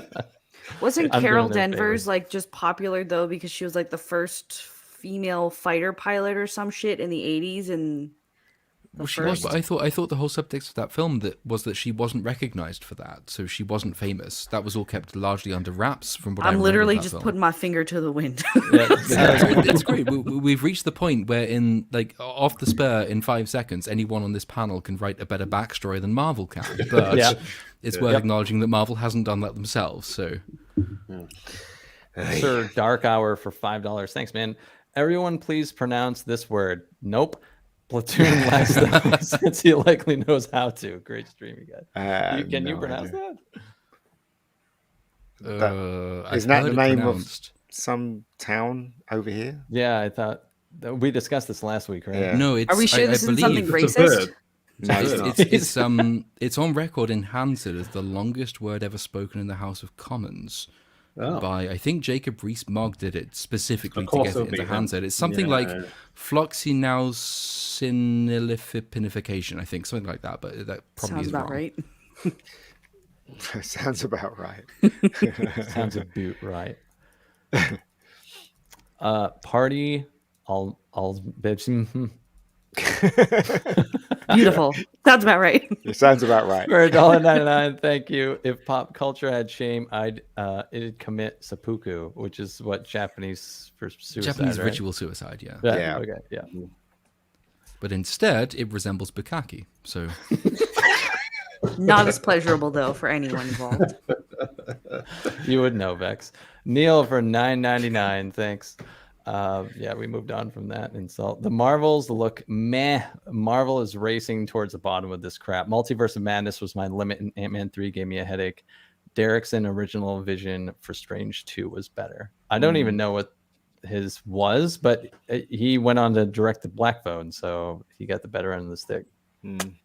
I think a lot of people realize that Ant-Man was because even just like normal audiences didn't put up with Ant-Man either. Nope. Yeah. So they just pieced out. Yeah, I don't think anyone's going to show up really. I think Guardians of the Galaxy will probably be a hit because people, first of all, it's a tie into the first couple phases. It's got Chris Pratt and everyone recognizes those characters. But I think other than that, it's all down. I don't think anything else will perform nearly as well in the box office. It just FYI, to anyone new to the panel, I try and make other people read super chats too, so that you're not just hanging around listening to me talk. So who wants the next one? Not me. Nerdy Film Girl, you're up. Woo! Okay, creativity is too hard, so let's plagiarize an existing franchise and gaslight our audience by calling them racist if they dislike it. Hashtag Hollywood. Jared Schmidt, thanks, man. I appreciate it. That seems to be the go-to play because it's an easy shield from criticism. No one's called me a racist yet. I'm waiting for it. I wonder why. I'm still waiting for it. Given some of the shit I put out there. it's funny, if anyone ever calls me racist, I think I can actually change a shader on my avatar. You probably could. Just escape the charge. I'll text you racist in Twitter, okay? So that makes you feel happy. As a black man, Mega Geek feels offended by your. I do. Go ahead, Vex. Hail Team BSUP, a new drinking game. Take a drink each time Platoon makes a classics reference. Example, crossing the Rubicon. Cheers. Thank you. How drunk would RRTNT. everyone be? How drunk would everyone be at this point? Well, given I now know the rules in advance, everyone will be wankered going forward. I'll be throwing them every sentence will be. I like picking up American terms like gaslighting from that last one. It's like I love these American terms like "die on that hill" or "stick the landing." I like picking up these. You don't know American those? terms. That's Well, so... That's gaslighting a is, Hitchcock term. Yeah, not really gaslighting's part a of my lexicon. play. I think the play was written by a British person as well. Gaslighting. I could be wrong about that though. This is an old throwback one. Through the Ringer. Have you heard of that one? Or is that like a I've heard of that. Yeah. Through the Ringer. Mega Geek, your turn, buddy. No, I don't like reading your Should a company be allowed to report revenue under streaming if the company owns the streaming service? It's not getting external cash flow. And What the does that mean? second part is Sorry. what was it? I asked because That's based true. on Deadline's article, MOM, what's that mean? A multiverse of Multiverse of madness right, and Love and okay. Thunder. Earning Love and Thunder. 180 and 160 million in revenue for D plus, but that just seems like an accounting trick. How the fuck do you LOL. determine what made you money on a streaming service? Because people just subscribe and then watch. So are you just like saying that made you the revenue? I'm not sure how that works. Theoretically, that is still external revenue if you can prove that those particular releases led to this amount of money's worth of new subscribers coming in specifically to watch them. I'm not sure how a streaming service would calculate that. They probably have some metric. It's probably bullshit. But it's still gotta be technically external bullshit. revenue. It's technically still external revenue so long as new people are coming into your streaming service. So it's not a pure accounting trick, but it might still be an element of an accounting trick. Yeah, because it's like, how would you determine that if they just first time purchase and that's the first thing they watched when they turned it on? Like, it's just such a weird thing. But thank you for the total of $10. Much appreciated, Mr. Talk About It. One of my favorite names to say. Talk About It. Mr. Talk About It. Brilliant. Echo, you want to read one? All right, I'll do it as the Mega Geek. I feel like in P3, Marvel started NGAF about reminding people who the secondary characters were and just assumed you saw/remembered all their movies. That's not how I talk. Mary not how I Poppins. Mary Poppins.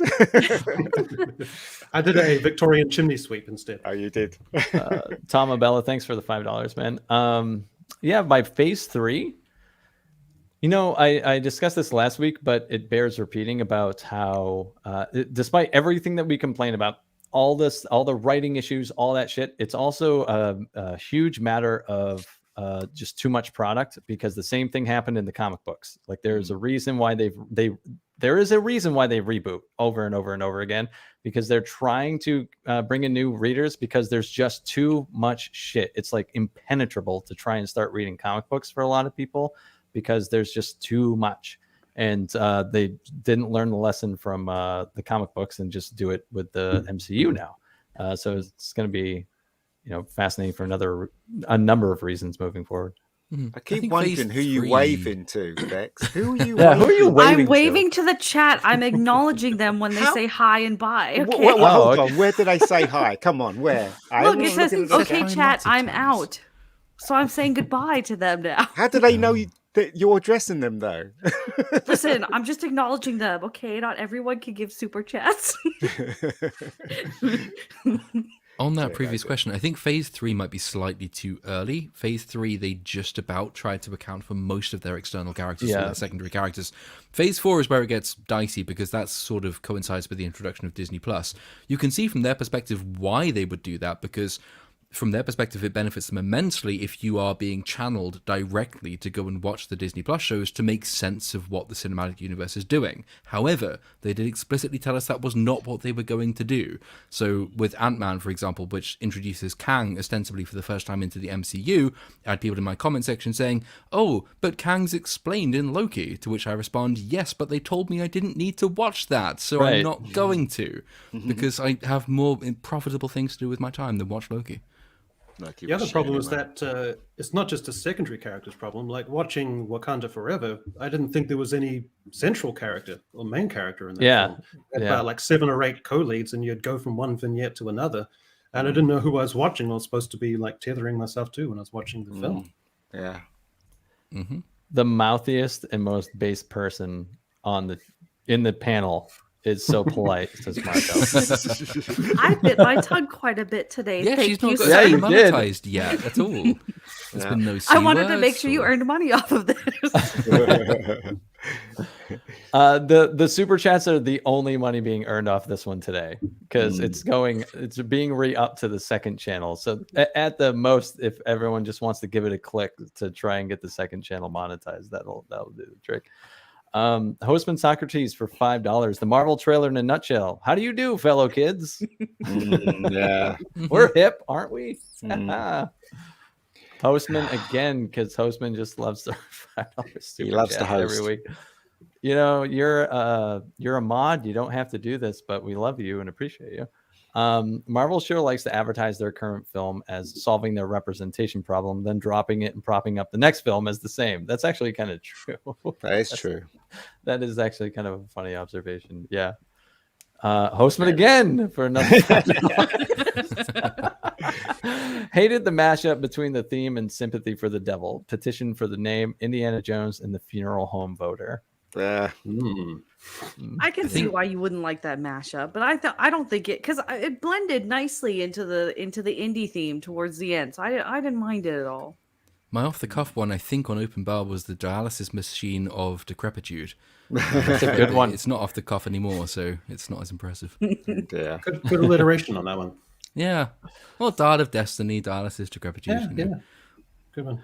Jojo Pojo. Oh, this was for Nerdy Film Girl. She's not here. She returns. She gone. I think I marked a couple that I wanted to bring up, and I don't remember what it was. Now I don't remember what this is. I think this was talking about the lack of widespread use of cell phones was the start of it, though. Now that you're constantly connected to the collective, they're less independent thought. Yeah, I think we were talking about shitting on the youth. TikTok, the Ute. and whatnot. The Ute, as you call it. Yeah. The Ute. Yeah, yeah. Hostman Socrates as the next 3. You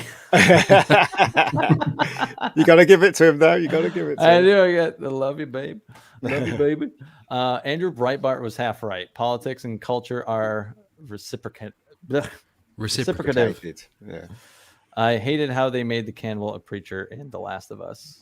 Oh, wasn't that in the game too? Yeah, he was a piece of shit in the game as well. But the difference I feel like with the show's representation is they rushed it like they did everything else. So it feels like it was really just thrown at you for the sake of making a white dude look bad and making religion look bad. It's telegraphing. As soon as there's a white Christian guy, and I am an anti-theist and I have no truck with Christianity, but it's boring when you know as soon as a character is introduced as a white, straight, conservative Christian guy, he's going to be a villain. You know that from the beginning of the episode. Yeah. So what's the point in getting het up about the tension the episode's trying to convey? It's so obvious that that's what they're going to do.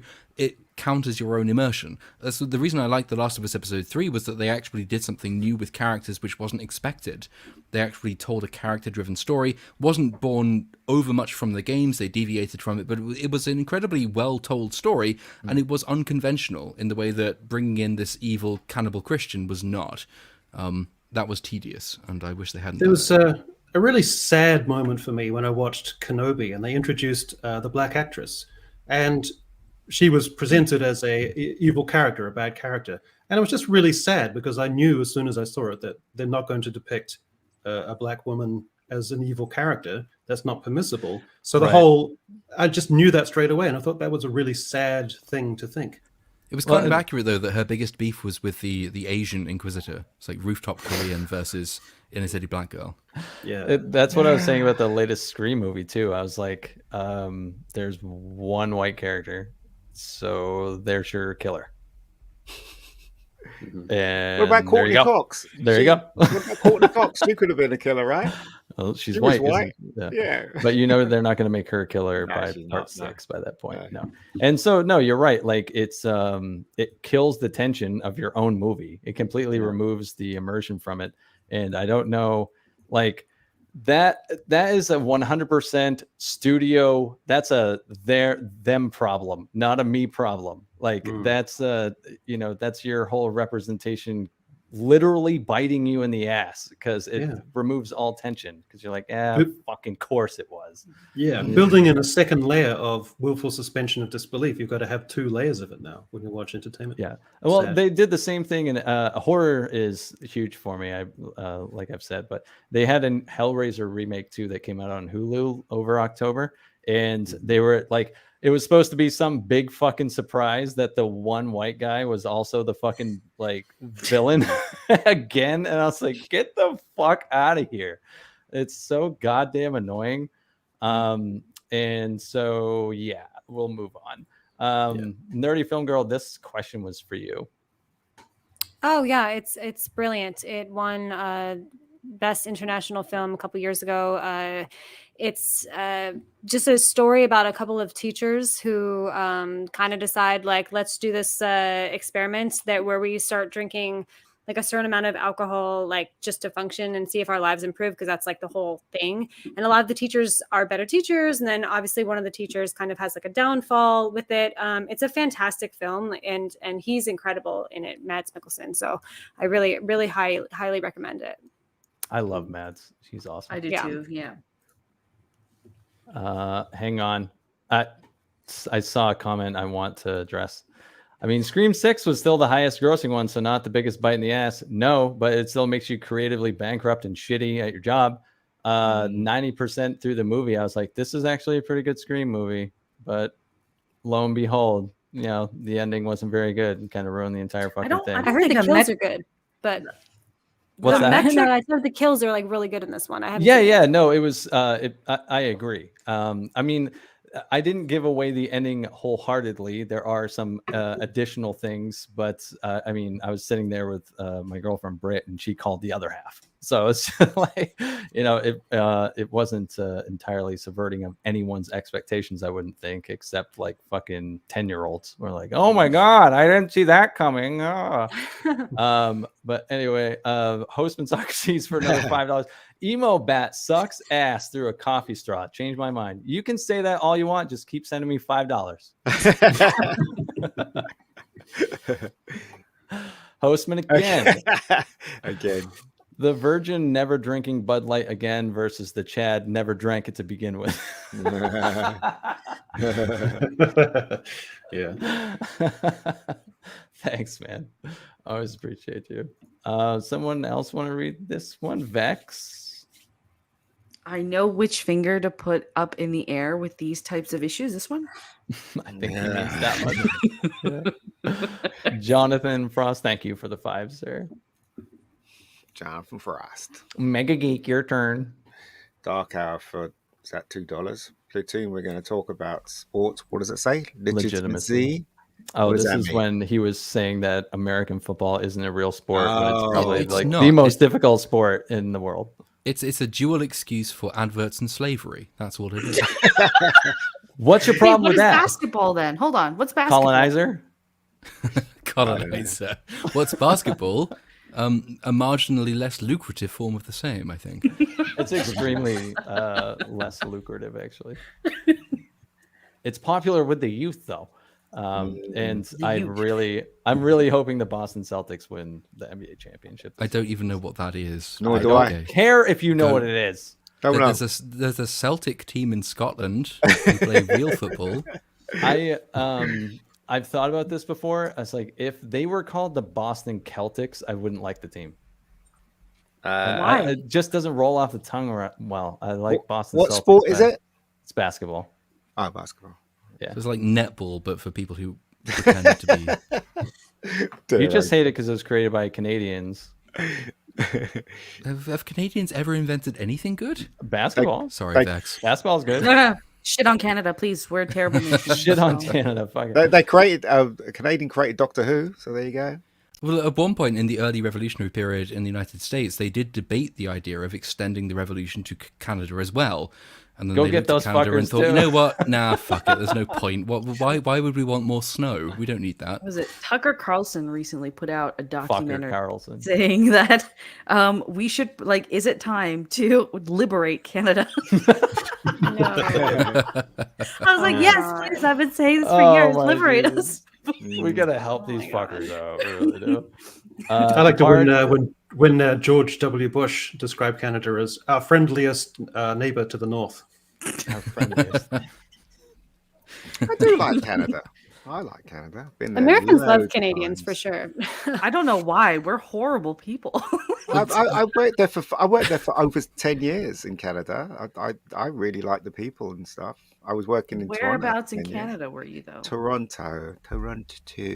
You liked people in Toronto? My brother lives in Toronto. What can I say? Do you know what I mean? So I before it became this super odd woke takes today, place. geek.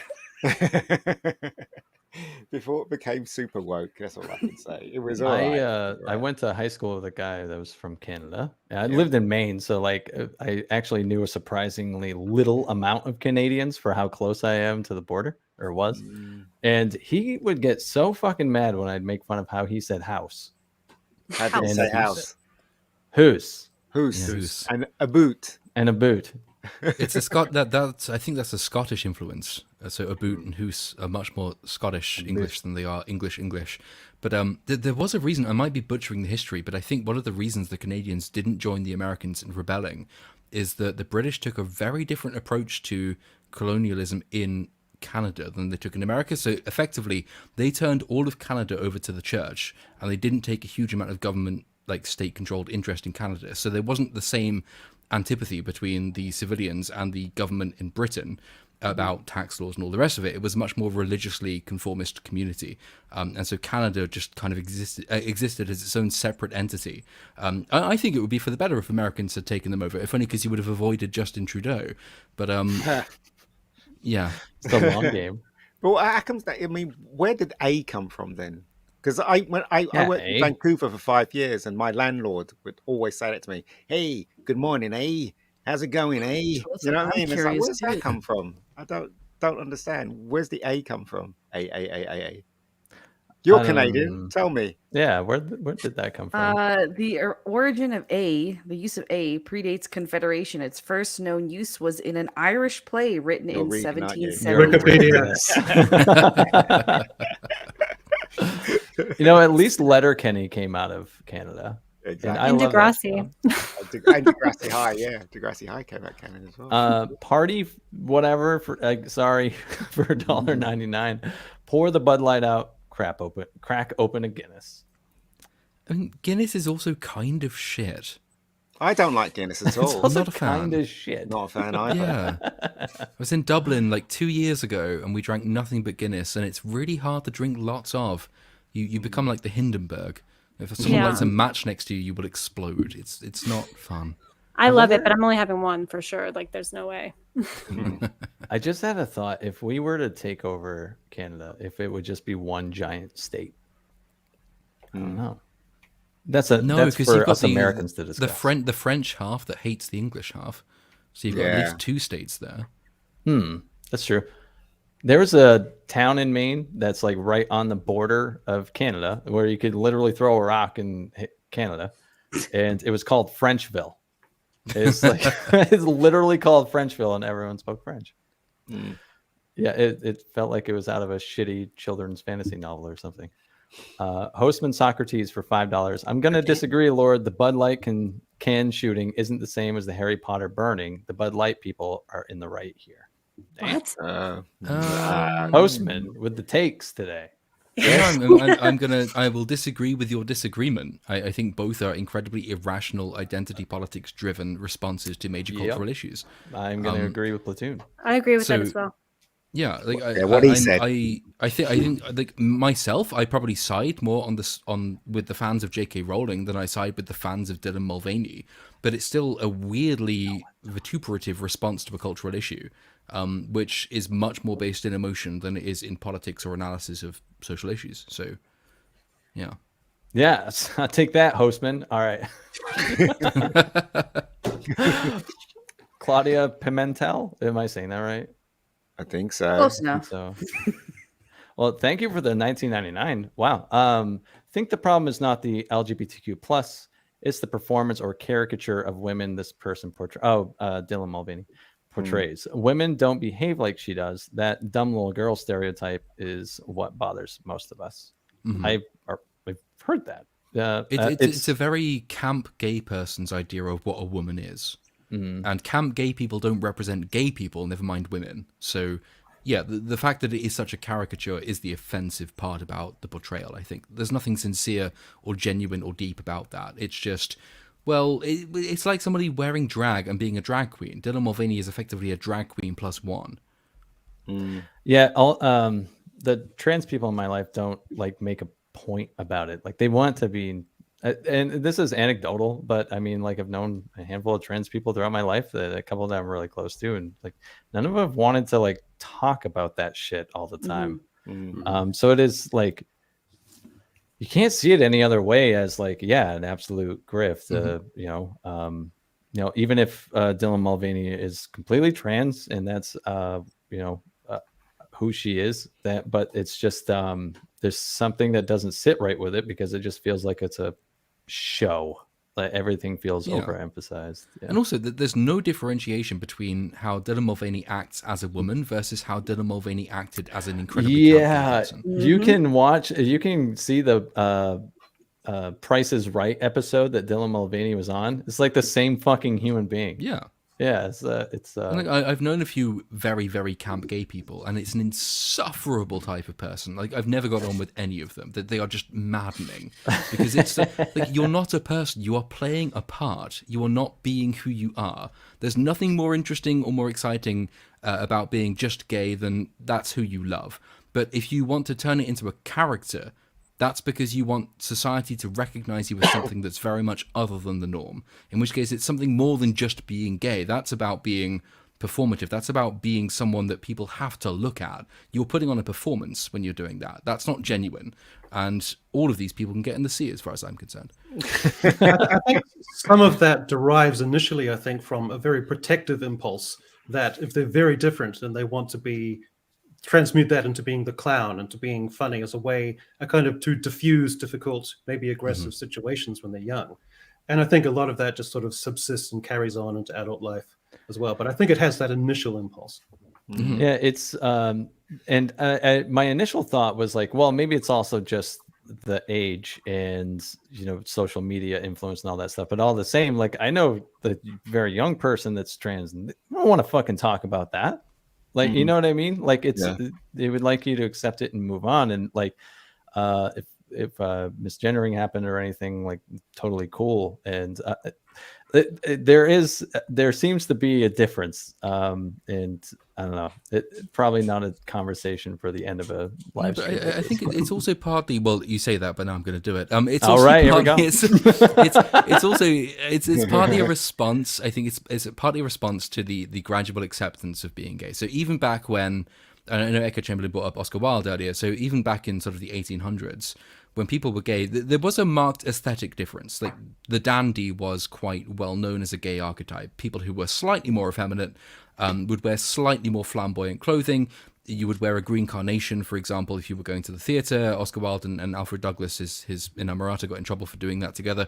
There's always been a slightly performative element to that, but as society has come to accept gay people just for being gay, the demand for sort of social acclamation, which is a secondary part of that, has to get much more pronounced. So it's not enough anymore just to wear a green flower. It's not enough just to be slightly more well dressed. Now you have to be as overtly feminine as possible because everyone's got used to normal gay people. Gay people are kind of normal now. The narcissists among the gay community, which is what really drives the Pride movement, are the ones who demand social difference as much as they demand social acceptance. And that's why you're seeing ever more flamboyant displays of homosexuality, which have nothing to do with the basic brute fundamentals of being gay. That will only continue, so that the more tolerant you get, the more these people will act out in the name of recognition. And that's depressing. That's the thing that will breed the backlash as well, which is kind of scary and dangerous, but it's brute psychology as opposed to anything more thought out than that, I think. I think in the UK, they like having that archetype as long as it's one at a time. So it was Julian Clary, and then it was Alan Carr. So as long as it's one at a time, I think the culture's okay with it. Yeah. Thank you, Claudia, for the 1999 and the awesome super chat too. Sparks a good conversation. Fucking again.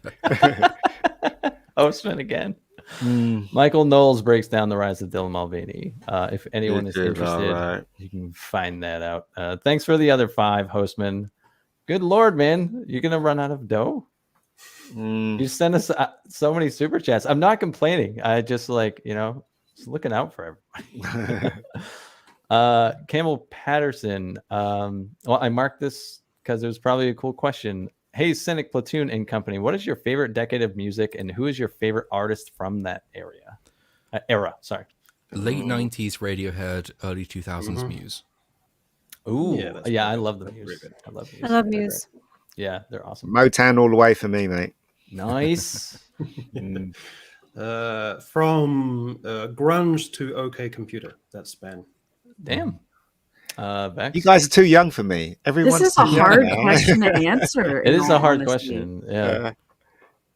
I'm a big jazz fan too. Like I absolutely love jazz and like Nice. punk rock from the 80s and little pop Nice. punk here and there from when I was a teenager. But Hell yeah. Woo! yes. He Right said there with Letter you on Kenny, that. and I was like, yeah. Yeah. Yeah, I don't think I can answer this question. Of course you can. I like everything, really. I don't have a cap on anything. Then you should learn to discriminate. What are you doing? Yeah, exactly. I accept all genres of music, regardless of color. I'm a big fan of the disco era, so I liked ABBA quite a bit. I still like ABBA quite a bit, but I also enjoy like 80s like hair metal a lot. So like I enjoy Motley Crue, but I'm also a fan of like the early techno and like trance stuff of the 90s and 2000s. So I like I don't know, this is hard. I can't give you an answer. I can't give you an answer. I think I have two different answers, I guess. I think the best decade of music ever was probably the 60s. Yes, I agree. My favorite band from the era, probably The Doors. And The Doors. Mine's is the Beatles. I love the Beatles too, but I don't know. This is such an obvious answer. No, well, the Beatles were the first boy band, weren't they? And they were, yeah. Trendsetter. But I have a second favorite, and it's the late 90s, early 2000s garage rock revival. And my favorite band of all time is the White Stripes, hands down. They're not bad. Not bad. I think they're not bad. The Beatles were the one direction of the 60s. Don't at me. I'm with you. I'll take that. Did you guys see the Peter Jackson Beatles documentary? Yes, I saw it. Yes, I would like to watch that. I mean, I still like the Beatles a lot. That scene where Paul McCartney is actually creating, is it Let It Be, on the piano? Yeah. That was amazing. Yeah, incredible stuff. Fantastic. I still say the best decade ever was the 60s. That was like the hyper creative period for music when everything was just new and fresh. Yeah. And, creating chord progressions you'd never heard before. It's just amazing. That's kind of the birth of modern music through that entire decade. So. Well, a lot of it was from like Delta blues music, hyper influence from Delta blues from 1920s, 1930s. So like Son House and Robert Johnson, those were massively influential in these bands. Like we're talking hyper influential on the Beatles, Led Zeppelin. All of these bands exist because of Black musicians of the 20s and 30s. Definitely. That's what my garage rock that I write is all fundamentally based around 12-bar blues music, which is again like Robert Johnson and Son House are like two of my favorite musicians of all time, and they're based in the 1920s. Like fucking Robert Johnson was the first Forever 27 member. He was poisoned because he was hitting on some chick at a bar, and the dudes or the girls guy fucking poisoned him to death, and he only recorded like 20 plus songs, and he recorded them in like 2 days. But I am not a huge music historian, but I am a huge music fan. I'm a huge fan of Stevie Wonder. His old stuff is amazing, and obviously he became very poppy as he got a lot older. But there's key in as it that Songs in the Key of Life is a brilliant album. That's when I discovered him, and then I went back in the library and to listen to all his old stuff. And he's very talented man. So when the Beatles had an advanced copy of Sgt. Pepper's Lonely Hearts Club Band, they put it on a record player near to a window in the middle of like a city street, and they started playing it, and people in the street would just stop, and the people on the staircase would stop and sit on the stairs, listen to it, just with this incredible impact. And it's hard to imagine that in the modern world of Harry Styles and Ed Sheeran. Well, in the documentary, they were talking about because like they've come to the point where they've done everything and they were going to do another tour, but in the end they ended up playing on the roof of that famous scene where they played on the roof of is it the Apple studio? Somebody correct me. Yeah, they were all talking about let's go here, let's go there, and in the end they just went up on the roof and played the tune, and that created history as well, which U2 copied, I think. Didn't U2 copy it? Yeah, with the Streets Have No Name. Yeah. So that was pretty amazing. But yeah, it's really great to see. If you ever get a chance to see the documentary, it is long and it is long-winded, but there are some genius moments in that documentary that you just think, wow, that's where it came from. Albert King, a fellow lefty. That's what's up. Yeah, I am a left-handed guitarist. Justin Brewer. Oh, I marked this. Yes, I'm 36. I couldn't believe that either. I had like 28 or something. I thought you were younger. 87. Thank you. 1987. That's what's up. I'm 87 as well. So yes. Yep. 1987. That's my year. Oh dear. RRTNZ for a New Zealand 550. Hail Team BSUP. You need to get RMB on with Mega Geek. RMB? Robert Yeah. Their Kathleen K argument on Brown stream yesterday was more entertaining than any Star Wars film. There you go. See, I gave him what for? Nice. Gave him the old what you were right about that as well. It's hard to go from a position which is that Kathleen Kennedy isn't at all responsible for anything that's wrong with Lucasfilm to, well, okay, maybe she does make the hiring and firing decisions and she is president and not producer. Yeah, no, I was more on your side with that one, I think. Well, the thing is, I love Robert. I mean, he's great. I actually met Robert at Cannes before he was this person that he is now. And I had my film in Cannes and he had his film in Cannes. And I met him on the beach and he gave me a cap, a Free Enterprise cap, because that was his movie. And I ended up using that cap in my directing career for 10 years until it fell apart. And only... you met on the beach? Yeah. Were you guys on a date? No, in Cannes. What is wrong with you?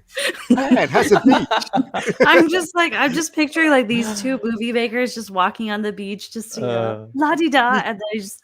You do know what happens at Cannes, right? And you do know that anyway, I'll give in. So lots of sex on the beach at Cannes. But yeah, I think he's a great filmmaker. It's a shame he didn't progress to be a really famous filmmaker just like me. But but I like him though. He knows I was joking with him anyway. So there you go. Did you giggle and cavort as the water ran up the shore and you held each other's hands and collapsed in giggles? Absolutely. That's what we did. And the sun went down in the background and they kissed and it faded to black. And it was a really, really lovely ending. Oh, man. Joanne, I fucking suck. What? Say of Ulm. Sorry. Johan Gambleputty of Ulm. Okay. For PLN 100. What's PLN? Polish Zolts. Oh. You definitely didn't just Google that, did you? Well, you asked this last week and I remembered. That's why. Oh, okay. Well, you can read the rest of the super chat too. Who? You. Oh, fuck. Okay. Money is to support the rehabilitation of the Little Platoon avatar. Apparently, it's stroked twice already today. Lovely panel today. Congrats for achieving great diversity in style and opinion, at least about Gal Gadot, of course. Oh, God. Actually, my avatar only stroked once, but he remained stroked for a long time. I had to rehab him after, so that's why I went offline for a bit. But I'm sorry. Thoughts and prayers are with it. No, I agree with this. I love having a panel that doesn't agree about everything. It makes things far more interesting. It's just Vex. She causes all the trouble. On this. I was good today. She was like super reserved today compared to she was. I had an on-the-spot problem with that as well, because I normally refer to my avatar as the little me, and then I realized, like, how can I possibly say I need to bring the little me back to life without it sounding like I'm masturbating? Some Viagra, that's what. Jonathan Frost, I can read that American name for $5. The new generation doesn't remember what's happening. The Jeffersons, Good Times, The Wiz, and Yep, definitely. The Jeffersons. I like that show when I was a kid. The Whiz, man. Remember They're that bringing film? The Wiz back to Broadway, actually, so that's going to be cool. Oh, right. Revival of that. Cool. Thank you, Jonathan. Little Platoon. I've got Indiana Jones and the Defibrillator of Discord. That's neater than my one. I quite like that. This isn't the last super chat, but this is true. Blues and country used to be the same genre. Yeah, pretty close. 12-bar blues is typically like 3 different chords, and country music is lovingly referred to as 3 chords and the truth. So, yeah, kind of. Mr. ESQ for $20. Thank you. Nothing constructive to add. Just enjoying the show. It's fucking favorite super chat of the night. That's mean. Hostman gave you like $50. Come on. Yeah, I know. Yeah, but I have to deal with Hostman's bullshit regarding Batman. Like it's but he gave you money to deal with that bullshit. So he did, so it's a trade-off. Mind you, if he's paying you to deal with his shit, then that basically makes you a prostitute. So that does. And a reluctant or a shrink. Or a shrink. Is there a difference between those? I guess one of them is more penetrative. One doesn't offer you a hole, that's all. Yes.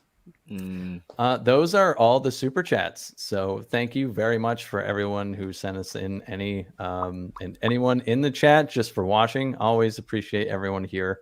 And damn, would I like to thank our guests.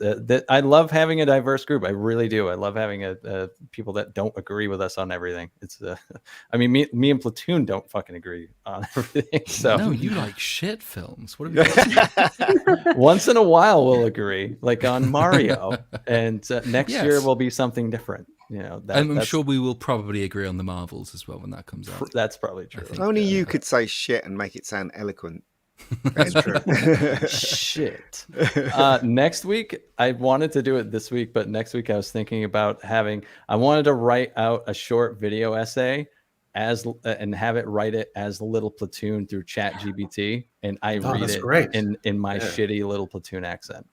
Ooh, that could be fun. Except that it would be like 3 hours long, so it's a bit I think, well, the ChatGPT tops out at like 600-700 words. So you can just leave it at that. Well, then I'm safe from AI. They'll never replicate me. Well, no. I'm waiting This is just a test run. It's just a test run. But yeah, no, thanks everybody. Always appreciate you guys. Before we go, I think it's time for people to plug their stuff. Echo Chamberlain, where can we find you? It will be in the descriptions of the video. And what are you doing next? Well, I just got my channel, Echo Chamberlain. Crept up to over 13,000 subs, which is nice. So starting to get a bit of traction. Wow. Yeah. A recent article in... I got some articles in The Spectator, which is to do about New Zealand stuff and occasional UK politics. And I've also got a recent one in The Daily Beast about Jordan Peterson. And I'm probably the only person who can both be in The Spectator and The Daily Beast. There aren't many of us. So, I read The Spectator every day, and I think I probably must have read your stuff without knowing your real name, in which case, if you are who I think you are, very good stuff. Excellent. Well, anything New Zealand-based is probably going to be me. Yes. Yeah. So that's pretty much what I got going on. Cracking. Nerdy Film Girl, where can we find you? What are you doing next? I'm at Nerdy Film Girl on YouTube and Instagram. I started my channel during the pandemic and then kind of let it fall apart. And then I kind of just got back into it in January. Lots of just film reviews and some live streams, super fun stuff. I love movies and I love the conversation. So thank you very much for inviting me on today. Yeah, thank you very much for being here. Great fun. Vex, what are you up to? Just follow me on Twitter at Vex Electronica and find me on YouTube at Vex_Electronica. I'm everywhere, so that's why I just don't even bother plugging. I am going to be on a stream in 10 minutes. That's true. Yeah. We're going to be reviewing Office Space tonight. Awesome. So, that's a good film. Yeah. That's a good film. Yeah. I was trying to calculate it as we were streaming. I think I've spent 16 hours streaming in the last 3 days, hence being slightly hoarse and tired this time. And finally, the Mega Geek. Where can we find you? What are you working on at the moment? Yeah, you can find me on the Rebecca Gold channel. which is my web series and a couple of films on there too. If you're interested in my work, I'm on Twitter, I'm on Instagram, well, kind of. My film is on Netflix if you want to see it. It's called Bad Dates, a cop movie, basically. And that's about it for me. That's all I can say about what I do. So also, I just like to say, I like it when I join this stream and Vex's window has daylight. And then towards the end of the stream, it's all dark. It's all dark in the background. It's so funny. There you go. Anyway, sorry, that's me. There you go. Cracking. Then I think that brings us toward the end, doesn't it? I think so. It is the end. I'm dropping a video later this week. It's going to be a busy next couple of weeks for me. 3 big videos, at least for my channel, like 20 plus minutes. One of them is going to be like, it's going to be a full review of Marvel Phase 4. And that is fucking everything. So I'm actually slightly concerned that the length of the video will harm my channel in the long run because how long is the video? It's going to be over 2 hours. Oh my god! But welcome to the club. Well, but like it's a half compilation because I already reviewed some of Phase 4. But I was like, with the success of the Obi video, I was like, all right, I'll do the entirety of Phase 4, but that means I still have like 50% of Phase 4 to fucking do. Mm-hmm. So it's going to be, quite a bit of new content and, some compilation of the other stuff too. But yeah, lengthwise, it's going to be like a 2-hour video. But don't they say if your YouTube is quite long, then you get more people watching? Is that true? Because people phase out and they come and they especially if it's live, they end up in the middle, and then some people towards the end. You know what I mean? So it's yes and no. Platoon could speak to that more because I have never made a video of that length. Like the longest video I've had is 34 minutes. So like I know I know the algorithm when it comes to videos of that length is shorter, but this is whole new ground for me. So we'll see. Yeah. Like a feature film. They tend to be like slower burns, but they are consistent view getters. So my 2 million view ones are an hour-ish long.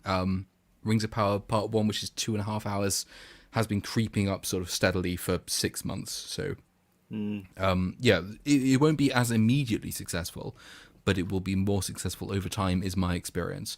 The other thing, of course, is that you know what they say about people who do long videos. You've got small dicks. Oh. Subverted my joke and my expectations. Well done. Dear, oh dear. You don't go back to the short ones? Is that it? Once you've done long, you've never gone back. What is next for you? What are you doing next? Mandalorian, I think, which is right on. Yeah, like the first half of the season is 2.5 hours long, and there's 4 episodes left. So I will either do a part 1 of that, which will go out on Monday before the next one of these, in which case that will just be the first sort of half of the season, or I will save it all and do one big sort of 4 or 5 hour video, but we'll see what happens. Cool. Movie Cynic, you did that like, you had the sudden weird tone and animated energy of like a red carpet interview. Little Platoon, what's next for you? What are you doing? I keep in my normal explosive weird personality for the stream. That came out a little bit, sorry. But thanks everyone again, and please come back, and Platoon and I will be here at least next week, same time. Thanks for having me. Good indeed. Ta-da. Bye, everybody. Ta-da. Bye. We're still on.